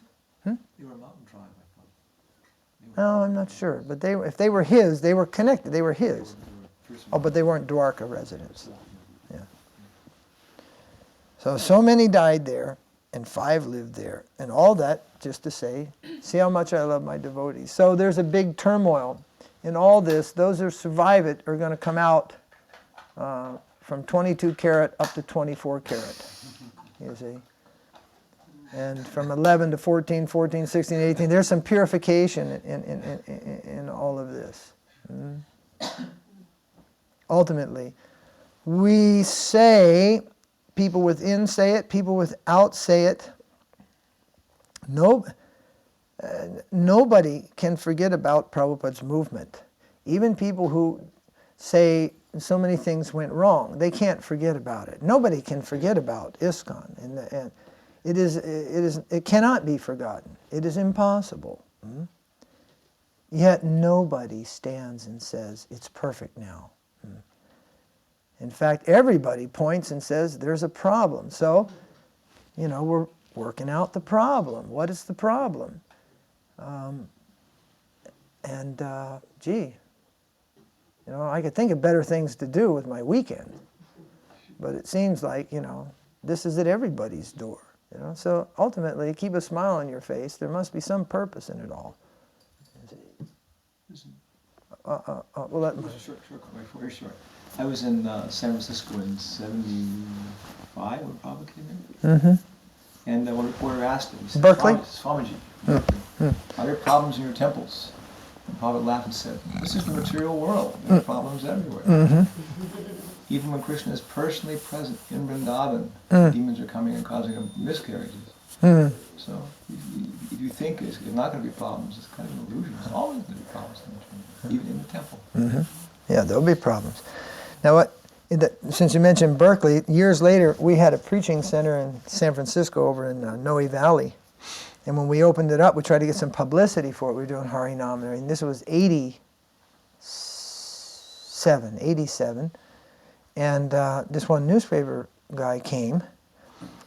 And he said, he could just tell by our look, he goes, you're the same guys over in Berkeley, over at Hare Krishna in Berkeley. And we said, well, no, yes, Said like that, he goes, whatever happened over there? And we said, don't know. He goes, yeah, kind of like after Swami Prabhupada, they went on self-destruct. So that's what's happened to our movement. Nobody's beating on our movement. We went on self-destruct. There have been self-destructive decisions, self-destructive activities, self-destructive, so many things. From outside, nobody's harmed us at all. But from inside, we have done ourselves so much harm. So, but as Maharaj has said, there is trouble. I have an āśrama, and there are always problems. There are financial problems. There are shortages. Somebody bloops. It's just like, it's unending. The problems in this material world. We are fighting against Maya, but what makes it worse when we fight with ourselves, you see. Then Maya just says, this is great. These guys are not even manning the walls anymore. We're just over the wall and into them and putting on their armor like you see in the movies. The guys sneak up and get the uniforms of the other army, and Maya's right in there dressed like a Gaudiya. Bhaktivinoda Thakur called that soldier the Kali Kukur, he called him Kali Chela, the devotee of Kali. He wears tilak, neck beads, and even chants Hare Krishna. Kali Chela. He may even move into our heart if we're not careful. So first fight the Kali Chela within. Not just fight the Kali Chela next to you. Anyway, we end up like this is like Prabhas Kshetra, when the Yadus just, hey, what are you telling me? They started slapping each other, then swords, and in the end there was nobody alive but the queens, and they all committed suicide. I hope that's not the fate. I hope that's not the fate of our movement. In future, people are using the tilak of our dead bodies. Gopi Chandan, this Gopi Chandan is from the place where the gopis went and entered into a river and left this world, a lake. The mud of it is the body of the gopis. This is the Gopi Chandan that you make in your hand or in your little tilak bowl. It is not Ganga mud. It's because there's a place in Dwarka called Gopi Taval, and it is mined there, taken from there. The big chunks that you see in Vṛndāvana for sale, it comes from Dwarka, it comes from this lake, Gopi Taval. I think Back to Godhead magazine had a story about it last year or something. There. But I hope that's not our fate, you see. And if it is, no one's going to use us as Chandan in the future. It'll be a disgraceful end. You see, not one born out of love and separation. But in the order of setting things straight, aggression is Maya. This aggression, which is found at your door, pushing its way in, is aggression. That is not the symptom of the divine message of love. So otherwise, how can you say what part of it's Maya? It comes dressed in love, it has a message, it even says, I know Prabhupada better than any of you, he is more dear to me than any of you. These are all bombastic, bold statements, which have no validity other than in the person that's saying them. How do you know you have more love for Prabhupada than me or than any of his devotees? How do you know? What is your evidence? What is your proof? No, nothing. Simply bombastic statements. I knew him longer. Then my Shiksha Guru knew your Guru longer, so forget you. We'll follow him. And then you're out the picture. Now this kind of aggression is a symptom of Maya. So ultimately, yeah, their attacks on ISKCON are Maya. They're not from this. That is not the volcano of divine love just erupting and coming to the door of the LA temple and rattling it. No, that's not what it is. It is Maya. This aggression is not a characteristic. There is an aggression in love, but it does not go out in that way. It is not disturbing. And the proof of it is, all these people come from a road we call Bhakti Siddhanta Road, and their ashram is across the corner, and right next to their ashram is Śrīla Maharaja's ashram. And respectfully, every year people go ashram to ashram, and they do Harinam at the time of Gaur Purnima. When they have programs with one another, they invite counter acharyas from this mission and that mission, depending on the sweet relation. Some have distant relations, some have very, very sweet relations. Nobody criticizes another person's guru. Nobody enters in there and says, hey, Rasikacharya is in our ashram. You're not a Rasik. They don't know who's Bhakti. If they did, there would be homicide cases filed in Krishnagar in the morning. Nobody tells nobody nothing. In Vṛndāvana, Narayan Maharaj's group, Sripad Narayan Maharaj's group, Sripad Govinda Maharaj's group, and Sripad Vaibhav Puri Maharaj's group, they live within this far of each other. You see, each group says that their acharya is God's gift to earth. They never say anything to each other. They never cross one of their persons into the next door and say, your gurus are not right, and there'd just be the fire trucks, the ambulances, you see. But one of those groups is just all over the world, rattling their way in, just pushing their way in, creating a big habit. But that doesn't even go on Bhakti Siddhanta Road amongst them. And there, they follow the proper order of Vaishnava behavior. You think your guru is the all in all, you think he is the best of the best, and that is wonderful, and you will cultivate that. But you don't take that and push into another. Oh, your guru is not good enough. You have to come to my guru. Our guru is the only guru. All these types of things are the dealings of Maya in the Vaishnava world. That is not the dealings of Vaishnavas in the Vaishnava world. There is first respect. After respect, there is appreciation. After appreciation, there is affectionate dealings. After affectionate dealings, there are deep dealings in love. They are not aggression. So the aggression alone, they are tagged. It is not, if Prabhupada wants a change in ISKCON, it is not directly through such behavior. Yes? So that brings me to my next question, that exact point about the Maya, because it seems to me that we're not being as practical in achieving our goals in spreading Krishna consciousness, because there's so much dissension amongst us. The temples are empty, there's so many different groups, we can't all work together. And like I was raised believing that we're all supposed to work together, and Srila Prabhupada talked about visions of world Sankirtan, or Lord Chaitanya talked about mass distribution and mass chanting of the holy name together, and yet it seems practically very hard to achieve that. Like the older I get, the more variations of Krishna consciousness there are. And we're willing to embrace a homeless person on the street, give them prasadam and chant with them, and yet other Vaishnavas that I grew up with, I'm not supposed to speak to anymore. So it seems that in the end, it's Maya, because I find it hard, like I want to engage in devotional service. It's so hard to engage with anybody, because none of us can get along. Within the ISKCON temple, there's so many Vaishnavas, and none of us are working together. Yeah, it's a shame. So what do we do practically to work together and to carry out that vision of Srila Prabhupada, which is what is so great, which is what he brought us? How do we achieve that as devotees and Vaishnavas? Well, it's not an easily answered question.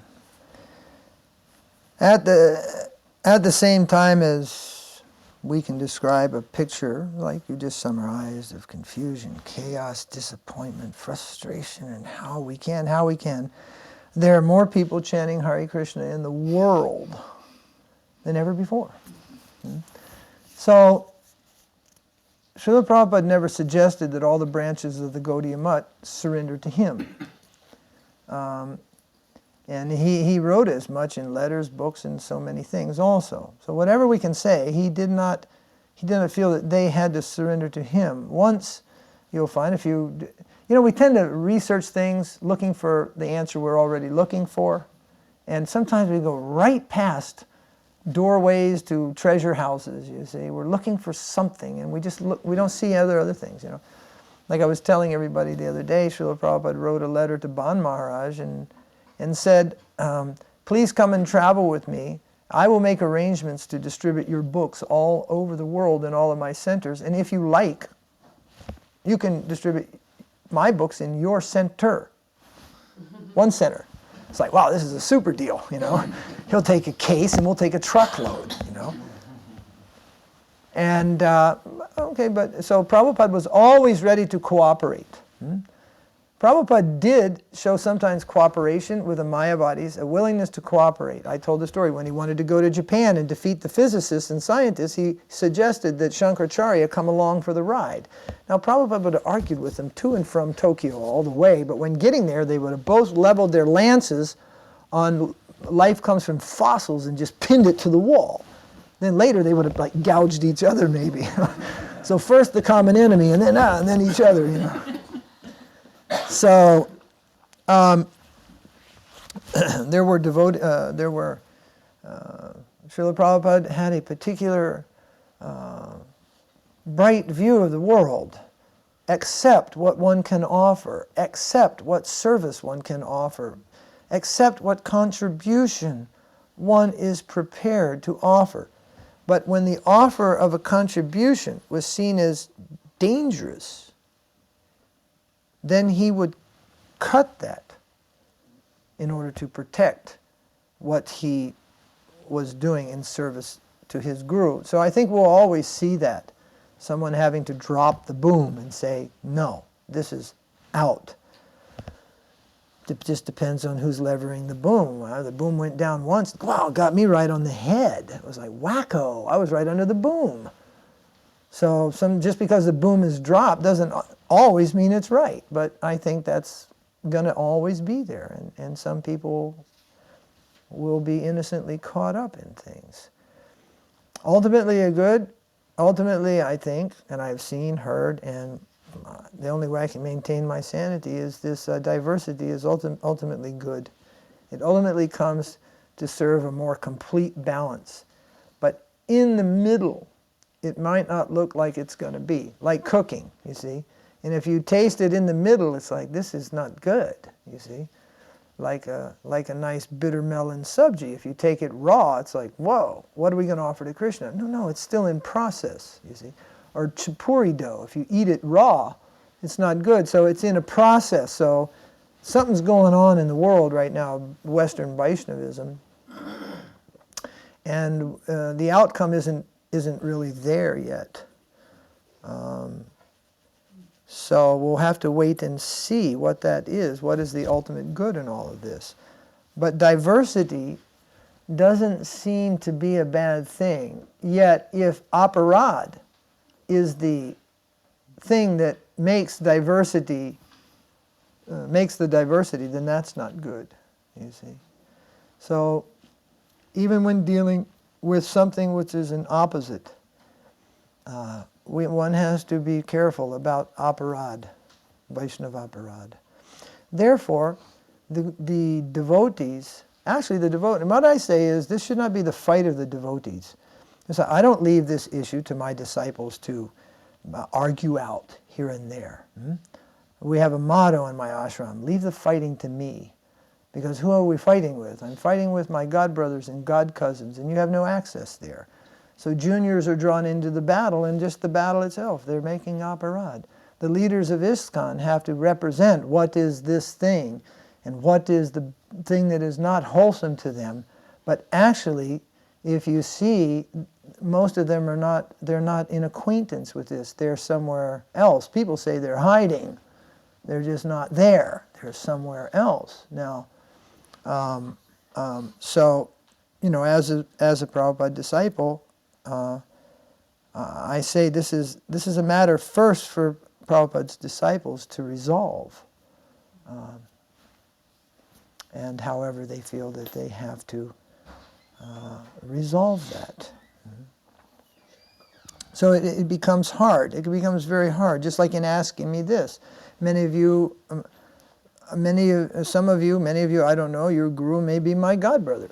So then if you hear me chastise my godbrother, maybe the person that just left felt insulted because I said something about the leader and their guru is a leader or something like that, I don't know. So it becomes very difficult for many people. How to hear? The answer is yes. Your guru is in Maya. From my plane of vision, he's in Maya. But that's not even for your ears. But for me, I can look at my godbrother and go, you're nonsense, you're in Maya, this is crap. Prabhupada would have 5 of you in Vṛndāvana right now, today, tomorrow. Go and defend our ground in Vṛndāvana. You've lost 200 men to the Sahajiyas, men and women, in the last 2 years, over 200. Why? Because they criticize me, Prabhupada's saying. They criticize me. I don't know Shastra. And you hide yourselves away in little Harinam festivals around the world. Go there. 5 persons would be selected to go there and represent Prabhupada to the devotees. Instead, devotees are you see, Prabhupada said this? This is not right. They just go through. You see, this is not. Let me show you what Jiva Goswami says. They just go through and they weave the spider's web, and suddenly that person's faith is eroded to a point that they go, yeah, Prabhupada made so many mistakes. And they show the right line, the right path. He would not tolerate that. I mean, we had a problem once in Nairobi. It was just the leader wasn't following the principles. Prabhupada sent 3 sannyasis there to rectify. He used this word, rectify. He didn't just annihilate somebody if they had a problem. He had this word, rectify. Go there and rectify the situation. Rectify the man. Rectify the woman. Rectification, not annihilation. But it's just like, annihilate, go, take them away, push them out of their zone, take away their zone, drive them into oblivion. Even for the worst and most heinous sins, Prabhupada would first try to rectify someone, not annihilate them. Now, what to speak of a situation where hundreds of devotees are being swooned into the camp of Haridas Shastri and the Siddha Pranali initiation, all these things, to the point of even rejecting Bhakti Vinod Thakur. And the big magnet to get them all together is Krishna Balaram Temple. Beautiful temple. Prabhupada's beauty temple, home, becomes the picking ground for the vultures. And there is no resident sannyasi at that temple. And when they're there, they're all in little rooms, hidden all around. Last year in Kartik, how many? There must have been 15 sannyasis there, older. Some of them never came to the temple once during Kartik. There was even a rave being advertised on signs in the lobby. You know, young people know what a rave is. There was a rave in Vṛndāvana. Kids are walking around smoking marijuana in groups in the street. You know, kids are cutting up. Boys and girls cutting up and mixing together like they were at Santa Monica Beach out at Davanalakund. There are no sannyasis to be found there to take a leadership role, and I'm happy to live alone with that even. I'm also happy to sell that book. I send the devotees there every year. They go with the motto, do not disturb. And we go all the way.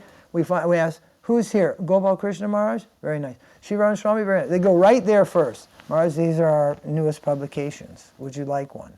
And we start there. And we don't disturb. And when somebody, if somebody says, don't sell those books here, well, we actually have permission.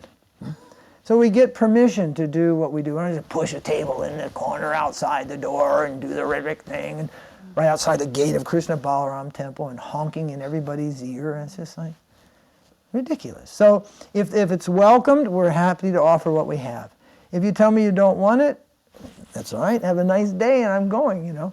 So similarly, if they come and push their way around and we say, look, we don't want this, then they should just say, okay. They should think, hey, you're lost, Bubba.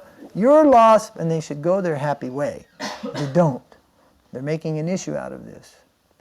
They're making a personal issue out of this and fighting. So, Srila Prabhupada had many standards, and we cannot transgress those standards just because we're outside of ISKCON. I'm also outside of ISKCON, and I am also inside of ISKCON. It just depends on what's your definition of ISKCON. If it's a corporate structure, don't want to touch it. If it's parampara, mantra, Gita, the things that are the substance of ISKCON, oh, then I'm as much ISKCON as the next man, you see. It is not an external thing. A thread, it's a parampara. We're part of a parampara, and then institutions, they're actually secondary to that. One may be at the head, one may be foremost. There's no difficulty with that. The biggest preaching organization in the world is ISKCON. But there are actually more devotees outside of ISKCON than there are inside of ISKCON. Bead practicing devotees, tilak wearing, you know, swear on the Holy Gita devotees at different levels, you see. But everybody acknowledges ISKCON is one of the most, as Srila Sridhar Maharaj said, ISKCON is the pride of Gaudiya Math. Anybody with a sense of Krishna consciousness is proud of the development of ISKCON. And they shudder to think that it will ever go down. But yet they have seen it go down so much from its prime. So that's unfortunate. So there is no simple solution to the problem at hand.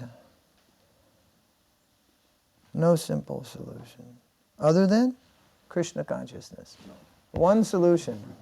What is that? Come on, let's get serious. Should we get baseball bats and meet him headway in the road? What should we do? Sometimes you feel like that. Just get a baseball bat. Just shut this thing up once and for all. If I tell something about Ratha Yātrā from the plane today, what we told, we say the plane, the Vṛndāvana, what Gita says and everything. Because if there is an ear somewhere in this room, and the message goes to them, and they, oh, Nusringa Maharaj came there, and it's like, I just wanted to get the Kumbh Mela thing over with as quick as I could, because they'll say, what did you do there? Well, we showed the film of Kumbh Mela. Ha! Kumbh Mela! Just see, you know. So then they'll ask, oh, was Ratha Yātrā? Well, what did they talk about? Oh, Maharaj told something about the appearance of Jagannātha and his form and Gundicha and Vṛndāvana, and they're like, oh, shucks, we wanted to tell him that. You see? And if you don't, if you just take Ratha Yātrā from the point of, you know, Krishna, Subhadra, and Baladev went there to perform this big yajna, then you've just got your window open and the big woolly-bully werewolf is going to come through the window and bite you. You see? Because then they say, see, you don't know the meaning of Ratha Yātrā. I'm trying to make an example out of this. The deeper aspect of Gaudiya Vaishnavism, you have to become acquainted with that in the proper conception. Otherwise, that is their main thrust against you, that you have no acquaintance with these internal conceptions. It's there in Prabhupada's books, but it's very difficult to enter into the deepest. I mean, I can do my math and I can collect. I can't do algebra. But algebra is there in numbers, but I have my limitation. So they're taking advantage of the current limitations. in what is Raganuga, how is it practiced, and all these different things. So, so some deep, as I started out, one requirement is a deeper acquaintance with the divinity of even the simplest things that we do in Krishna consciousness. Try to enter deeply into the experience and understand what it is, you see. It has been a great folly of ISKCON to reject the Sandarbhas of Jiva Goswami. They were rejected 3 or 4 years ago, and the Sat Sandarbha project was canceled. And I've been pointing to Brihad Bhagavatam Amrita for 15 years. And in a conversation with Srila Sridhar Maharaj and Srila Prabhupada in 1973, I think so, Prabhupada outlines the Temple of Understanding. Actually, Srila Sridhar Maharaj outlines the Temple of Understanding, and Prabhupada says, your idea, Maharaj, your idea, it is actually his idea and my men. It will be built under your direction. And he says, Brihat Bhagavatam Amrita is the conception for the Temple of Understanding. It is only vaguely even being considered at this point. For years, everyone's looking at 5th Canto Bhagavatam and trying to figure out how to build the Mayapur temple. In the last couple years at those Mayapur temple meetings, Brihat Bhagavatam Amrita has come to the table. And therefore, and then gradually it's come to the table through BBT, and there's Gopi Chandan and a few others, Keshava Bharati. In fact, they're going to give me an advanced manuscript of it soon, next week when I meet them. It has come out from that, you see. So it's not a shameful thing that Prabhupada's godbrother had an idea and that he wanted to do that. It is not a shameful thing. But if we just say, no, nothing comes from anywhere else, that's one of the great follies. One-sided information. Actually, at one point, Srila Sridhar Maharaj is requesting Prabhupada even what plants to plant at Mayapur. If you don't believe it, there are tapes. They're talking. They're talking together about Mayapur and Mayapur project. And Srila Sridhar Maharaj said, plant many trees, he says. Plant many trees. Green. Green means Vṛndāvana. There must be many trees at Mayapur. Because in the beginning, it was a flat desert. Once we harvested the rice, there wasn't any green. It's just dirt. Look at the early films. There's not even a bush. There must be green. Vṛndāvana means green, like this. Green, the very color of the green, the sky. It looks so much like over Yamunā in the monsoon, big clouds and Julan. Don't see the forest. Don't see the tree. See Krishna. Don't just see green. See Vṛndāvana. So much misinformation came down to us after the disappearance of Srila Prabhupada. Saints were called demons. Demons were called saints. And that's bad, and we are suffering for that. There is no doubt about it. No doubt. To the point, it's just, I have a given, and I'll mention the name of one of Prabhupada's godbrothers, and it's just like, it's like a computer board. There's just an eye twitch, and so many people, little twitch. It's like, and how is it possible? We have been, and if you go back in history, you'll find that the people who led you to that twitching sensation, they're long gone. They're nowhere around. And we are still carrying the banner of Marxism. We have that little red book by Mao Zedong, So that bugger was gone a long time ago, It's like still the people under the influence. Bad things come, and then good people just carry the banner of bad. I've been also involved in this in my own way, the kind of person you are. Oh, that's but I kind of got these long discussions like that. One thing kind of rose in my mind, the lack of education amongst devotees like you're talking about. So I've kind of focused on nectar of instruction for a variety of reasons. So I was caught in the crossfire between one heavy follower of Narasingha Maharaja, fanatic, I would say, and the fanatical GBC, anti-Narasingha Maharaja, GBC secretary, I'm mentioning names. And my basic suspicion was that the conversation would never go beyond the level of nectar of instruction, the depth of the philosophical conversation. So I was just answering objections from both sides by citing some nectar of instruction, bringing those points up. And then the whole thing was resolved. The fanatic Narasingha Maharaja's follower calmed down and said, well, yeah, I guess it's a fact. Oh, yeah, I have to start getting up from morning artik. And I have to admit I've been married to 6 different women, and it's just a fact. Exactly.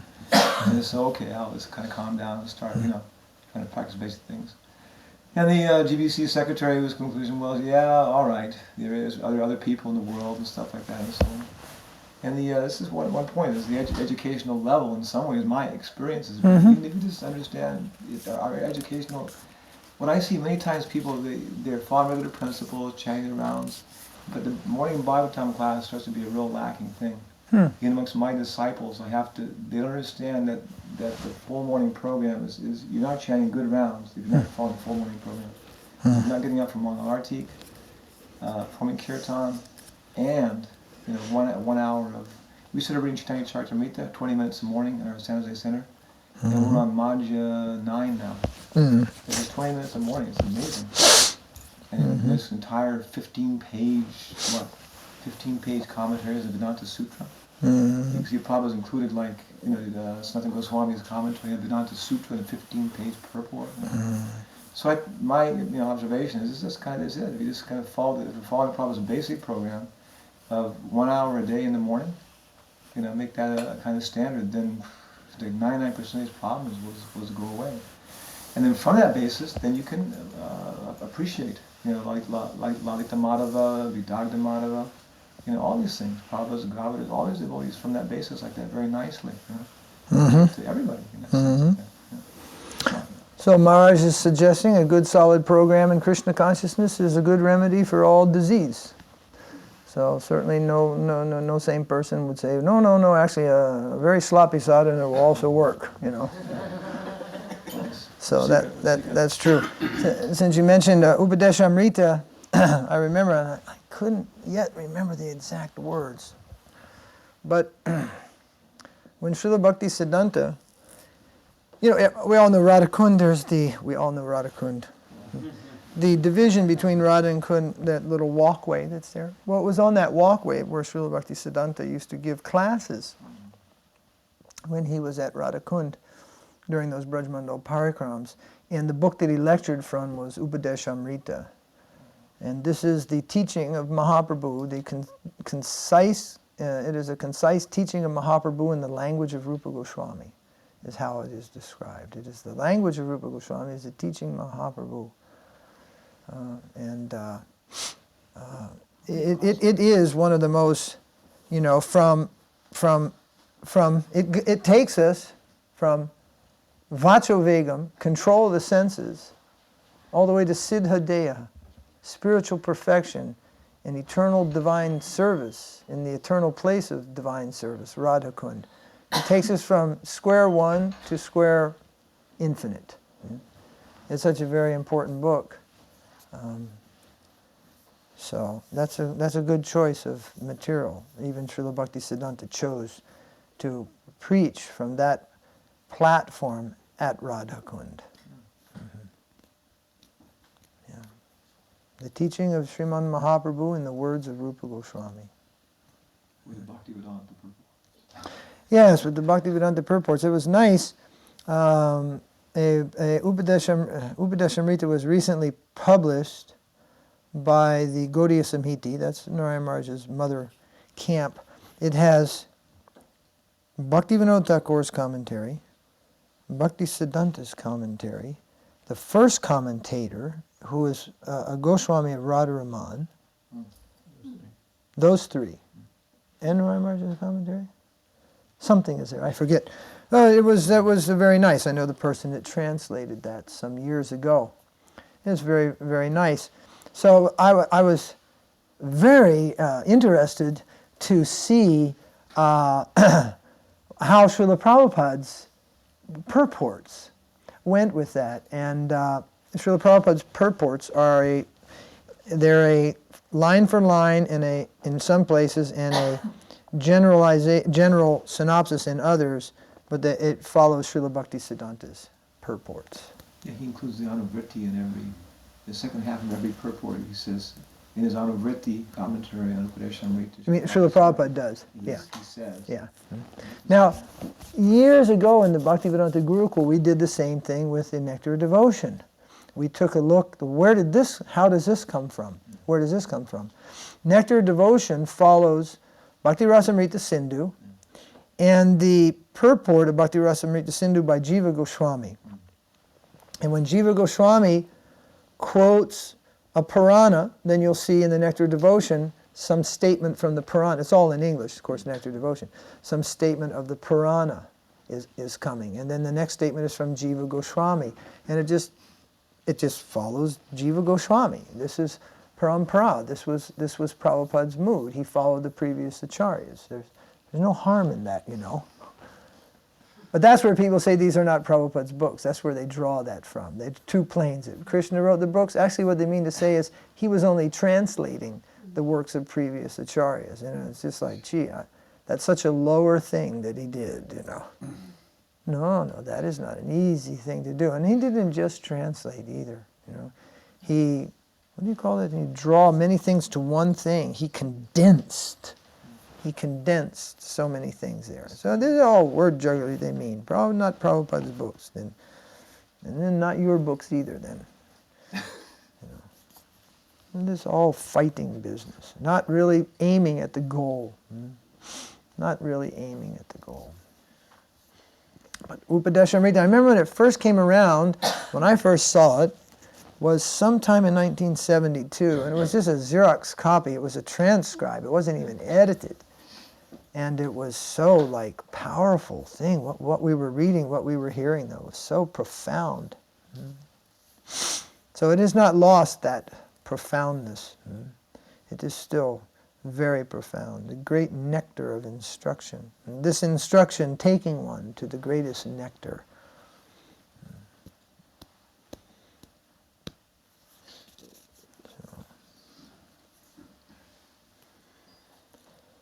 Hare Krishna. Comment or question? Comments are also welcome. You were mentioning the as it is meaning to something, and the as it is, and the internal meaning, the hidden meaning, the secret meaning. The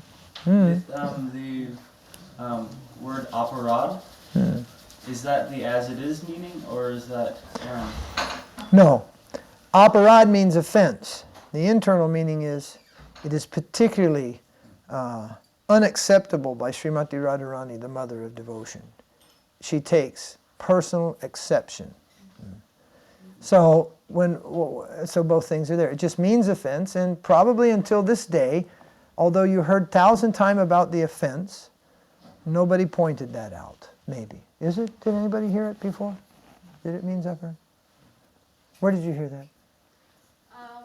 In Mayapur we had a class, Rani Mataji from Vṛndāvana came in. We were talking about, it was a japa. Okay. If somebody does some research and find out, did that come from Prabhupada? See if it came from Prabhupada. And the answer is probably no. He didn't mention it in this way.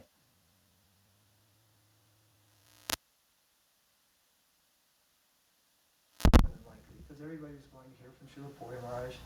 Heart of Krishna has been around a long time. For 20 years, people were hearing from Srila Sridhar Maharaj. It's bound to have made its way in. First thing is, did it come from Prabhupada? It is in the books, it is in the letters. More than likely, no, it's not there. So then either somebody realized, in the sense that, like,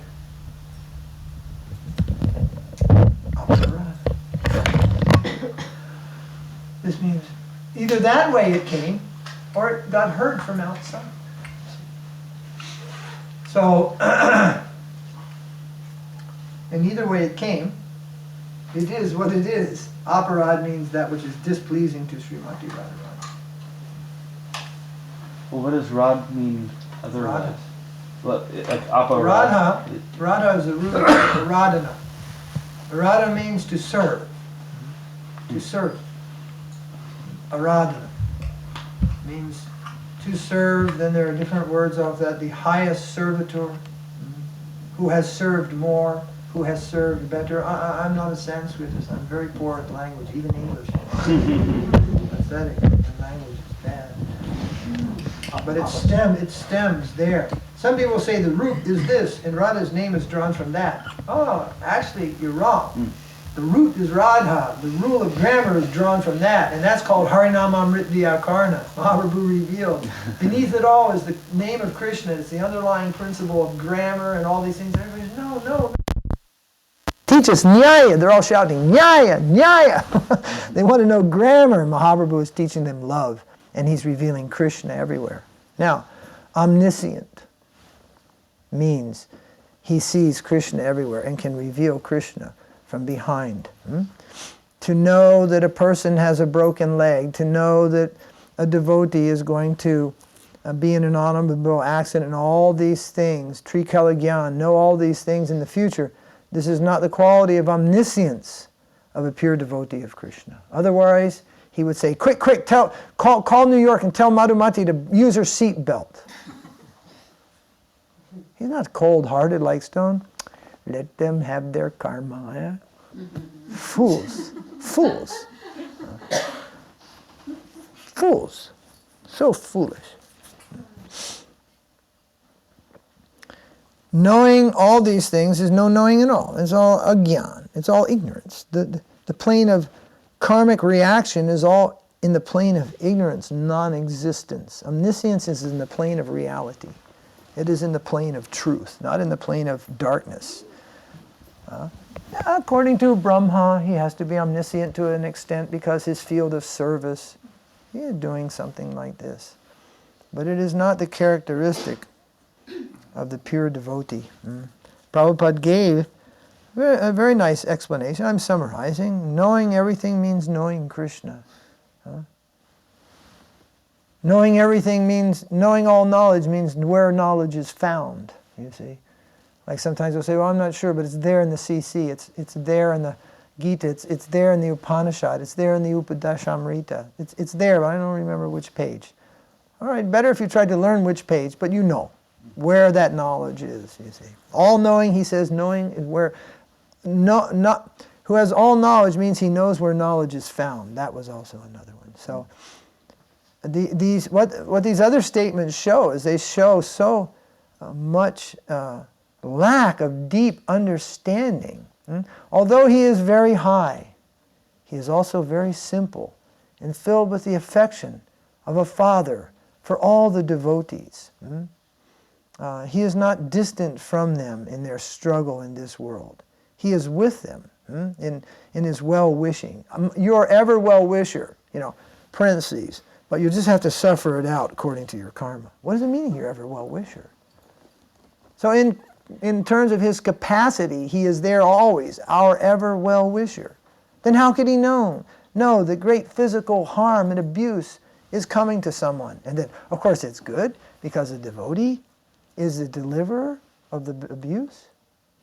What's your estimation of a devotee? Devotees don't do that. So how is it good for them? Because a devotee has done that? Oh, a devotee sucks you on the jaw. That's a good one. Because a devotee did it, it's Mahaprasadam. Well, let me give you a little of my Mahaprasadam. Boom. It's intolerable. Now you can take free bath at Radhakund. But according to Prabhupada, no bath at Radhakund. Do you know Prabhupada never took a bath at Radhakund? Śrīla Sridhar Maharaj never took a bath at Radhakund. Śrīla Bhakti Siddhanta never took a bath at Radhakund. Bhakti Vinod Thakur never took a bath at Radhakund. But you can have a jump and have your fine day there. Get your love of God at Radhakund. The year in 1976, the bath at Radhakund, people were double flips off the wall into Radhakund and cannonballs. One devotee almost drowned in the middle. And it was like, I had some experience with how to be in Vṛndāvana as a sadhu, but all the Sankirtan devotees arrived from the west, and it was a great time, as if we were out in the lake in a peak of August heat or something, you see. And I don't know how it got to Prabhupada's ear, but when we got back to the temple, then Guru Das made an announcement the next morning and said that Prabhupada had said that there's been a great offense, that we have kicked Radharani on the face, and that no one should ever bath at Radhakund again. And he restricted that. No bath at Radhakund. I heard this from Śrīla Sridhar Maharaj also. No bath at Radhakund. You take water from Radhakund and put it on your head. That is as good as a bath. The benediction in bath at Radhakund will be given to you just by placing a little water on your forehead. But no, many people bath there. Did they get love of God? Many village people, gundas, even murderers go there. Maybe in some 10 million lifetimes from now. But if they come in connection with a pure devotee of Krishna, their chance is increasing immensely. And the pure devotee also saying, no bath at Radhakund. Just respectfully put Radhakund. How do you go into Radhakund? People go like this, touch Radhakund, then you stick your foot in there. You put your foot on her. How is it possible? Do a handstand and go in like this? How do you go there? So some consideration for the highest position. I explain to the devotees when we're at Radhakund every year, so we go there. We always go and sit near Yamunā Deví's kund under the tree near Jagannātha Goswami's Samadhi. And devotees ask me, when is it possible to bathe at Radhakund?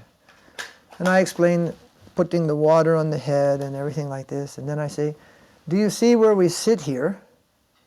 I say, and then I point to the middle and I say, there is an island. Do you see that island? And from Janavi's Ghat, there is a bridge made of sparkling crystal that arches out to there, you see? When you can see the island and the bridge and everyone standing on it, then you can have a bath at Radhakund. Until then, be happy to have some water on your head, see the big turtles, and chant Hare Krishna without offense, and deeply within your heart take the holy name. And when we can see that, then we are drawn into the plane of eternal pastimes, then we're fit for Radhakund. Millions of gopis that dance in the Rasa Leela with Krishna and Vṛndāvana are not fit for Radhakund. So how did you suddenly get so fit for it? You know, when we get near that place, I have the devotees stop the car, everybody to the side, answer the call of nature, get it together, don't even spit while you're here. As they say, suck it up. Just go around and chant the holy name 2-3 times like this, and when you find yourself having to pass water, it's time to move on. Well, what you're going to do there when you wake up in the morning? Clean your tongue first. You know, wipe the sleep out of your eyes and all these things, and wake up to the world and then start your sadhana. You don't live there. You live back at some distance and just go there like a pujari. You don't go to do pujari work, blowing your nose, doing all these things. You prepare yourself with bath, latrine, everything. You go and do your service and come back from that plane. Then your service has value. Don't go there for sleeping. Don't want to sound gross, but don't go there for urinating and all these things. You go there for just worshiping Radha and Krishna and go back and come back. And Prabhupada never gave us a place of residence there, to live there. Now I'll tell you another thing. You can take your intelligence in the plane of rasa and overshoot the goal. You can overshoot the goal by being over-intelligent when dealing with this rasa business also.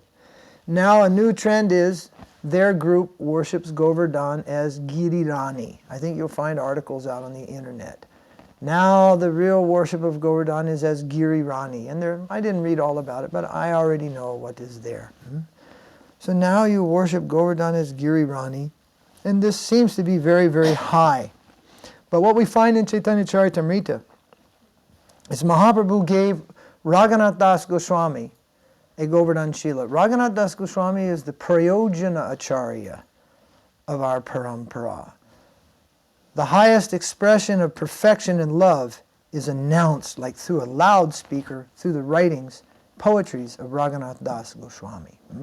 What is the heart of Rupa and Sanatan is shouted loudly through the emotional love of Raghunath Das. The product of the Guru was manifest through heart and pen of Raghunath Das. So he receives Govardhan Shila. And Mahaprabhu gave him these little red and white beads called Gunjamala. Then he is to worship Govardhan Shila with Gunjamala. So they are so much drawn to see always Radharani, Radharani, Radharani. Therefore, Girirani means Radharani. They're worshiping Govardhan as Radharani because Govardhan is praised as the greatest servant. Who's the greatest servant?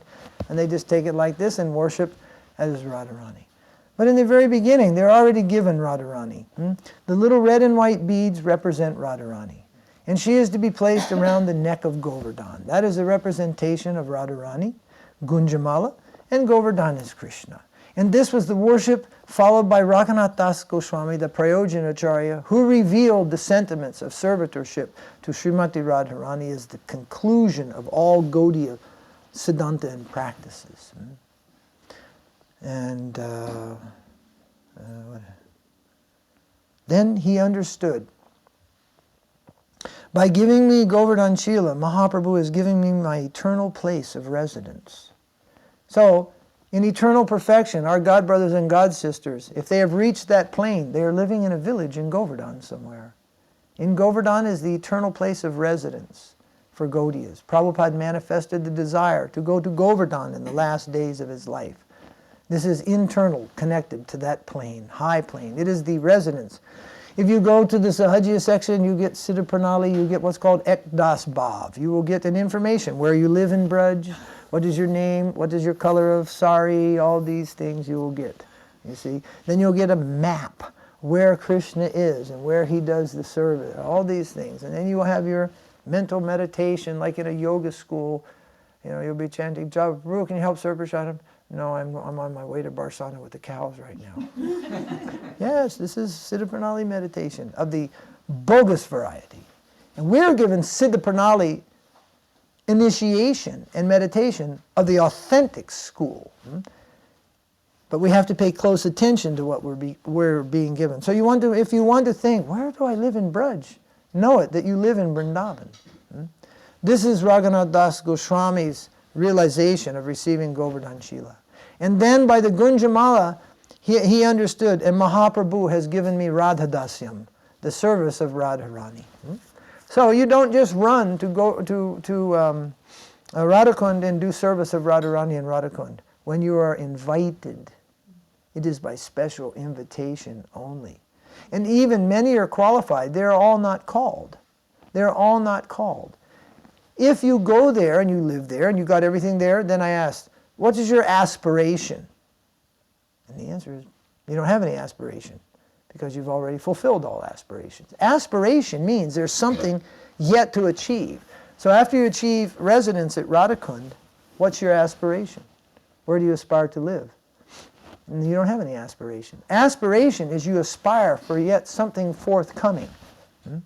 And once you live there, say you aspire to live in Śrīnāgati farm, and then you move here, and then we ask you, what is your aspiration of residence? And you go, oh, I don't have any. I'm where I want to be. You see, so there's a defect in that spiritually. We are to always keep the highest conception as an aspiration and not think that we have attained it. Even when you've attained it, you will not think you have attained it. Then you'll become a madman or a madwoman. You will not think that you have attained it. The symptom of love, the greater we have of it, the least we think we have of it. Mahaprabhu, who's the embodiment of it, says he doesn't have a drop of it. But yet we think we have come to prema or bhava or something like that. If you have, you don't feel that you have. You know, the process of dosha, sadhu, sangha, etc., the process of devotion up to prema. So sometimes I'm asked, what is your stage? So I tell them, Ado. In the beginning. Shraddha. I am a worshipper of Shraddha, who has Shraddha, real faith. So it's not just a game. We should try to feel these things deeply within ourselves.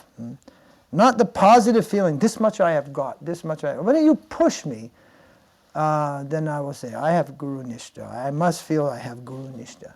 I have faith in the words of my Guru. After that, I don't have a single good quality or anything. But I have faith in my Guru, Guru Nishtha. So, it's not a game of, okay, you're asked something, give the humble answer. You can give the humble answer, but you have to feel that. You have to feel that. You have no qualification. Only the mercy of your Guru, that is your qualification, and you are madly addicted to that, you see. And who boast that they are prema, who boast that they are rasic, excuse me, but such persons are a joke. Who boast of these things, haven't a drop of these things. Of course, in facing the atheist, they say God is dead, there is no God. Probably say, how do you say, I've seen face to face? I've seen face to face. Once, one of Prabhupada's disciples, he asked Śrīla Maharaj, have you seen Krishna? No, he said, no, I have not seen. Then he said, but, I mean, there's just few devotees. You could tell us, have you seen Krishna? No, I have not seen Krishna. And he said, but, we know Krishna always reveals himself to the pure devotees, so you could tell us if you've seen Krishna. As Prabhupada said, I have seen face to face.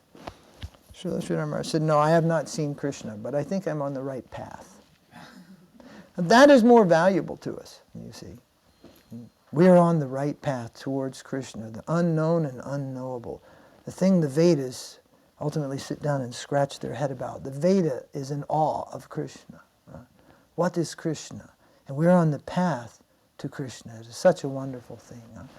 And the quality of the highest devotees, this humility that we speak about, that we mostly falsely imitate, they are the embodiment of that to the nth degree.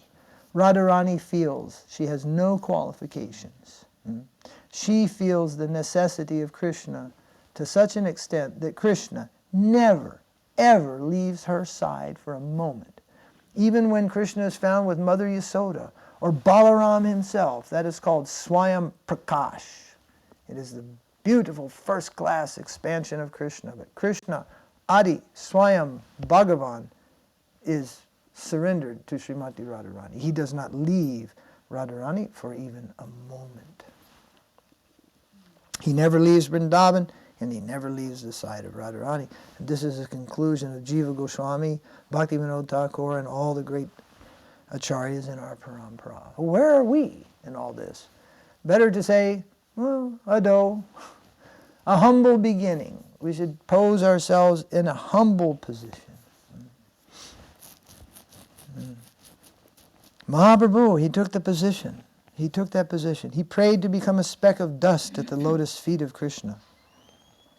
There's a point, where does this Manjari Bhav come out of Chaitanya Leela?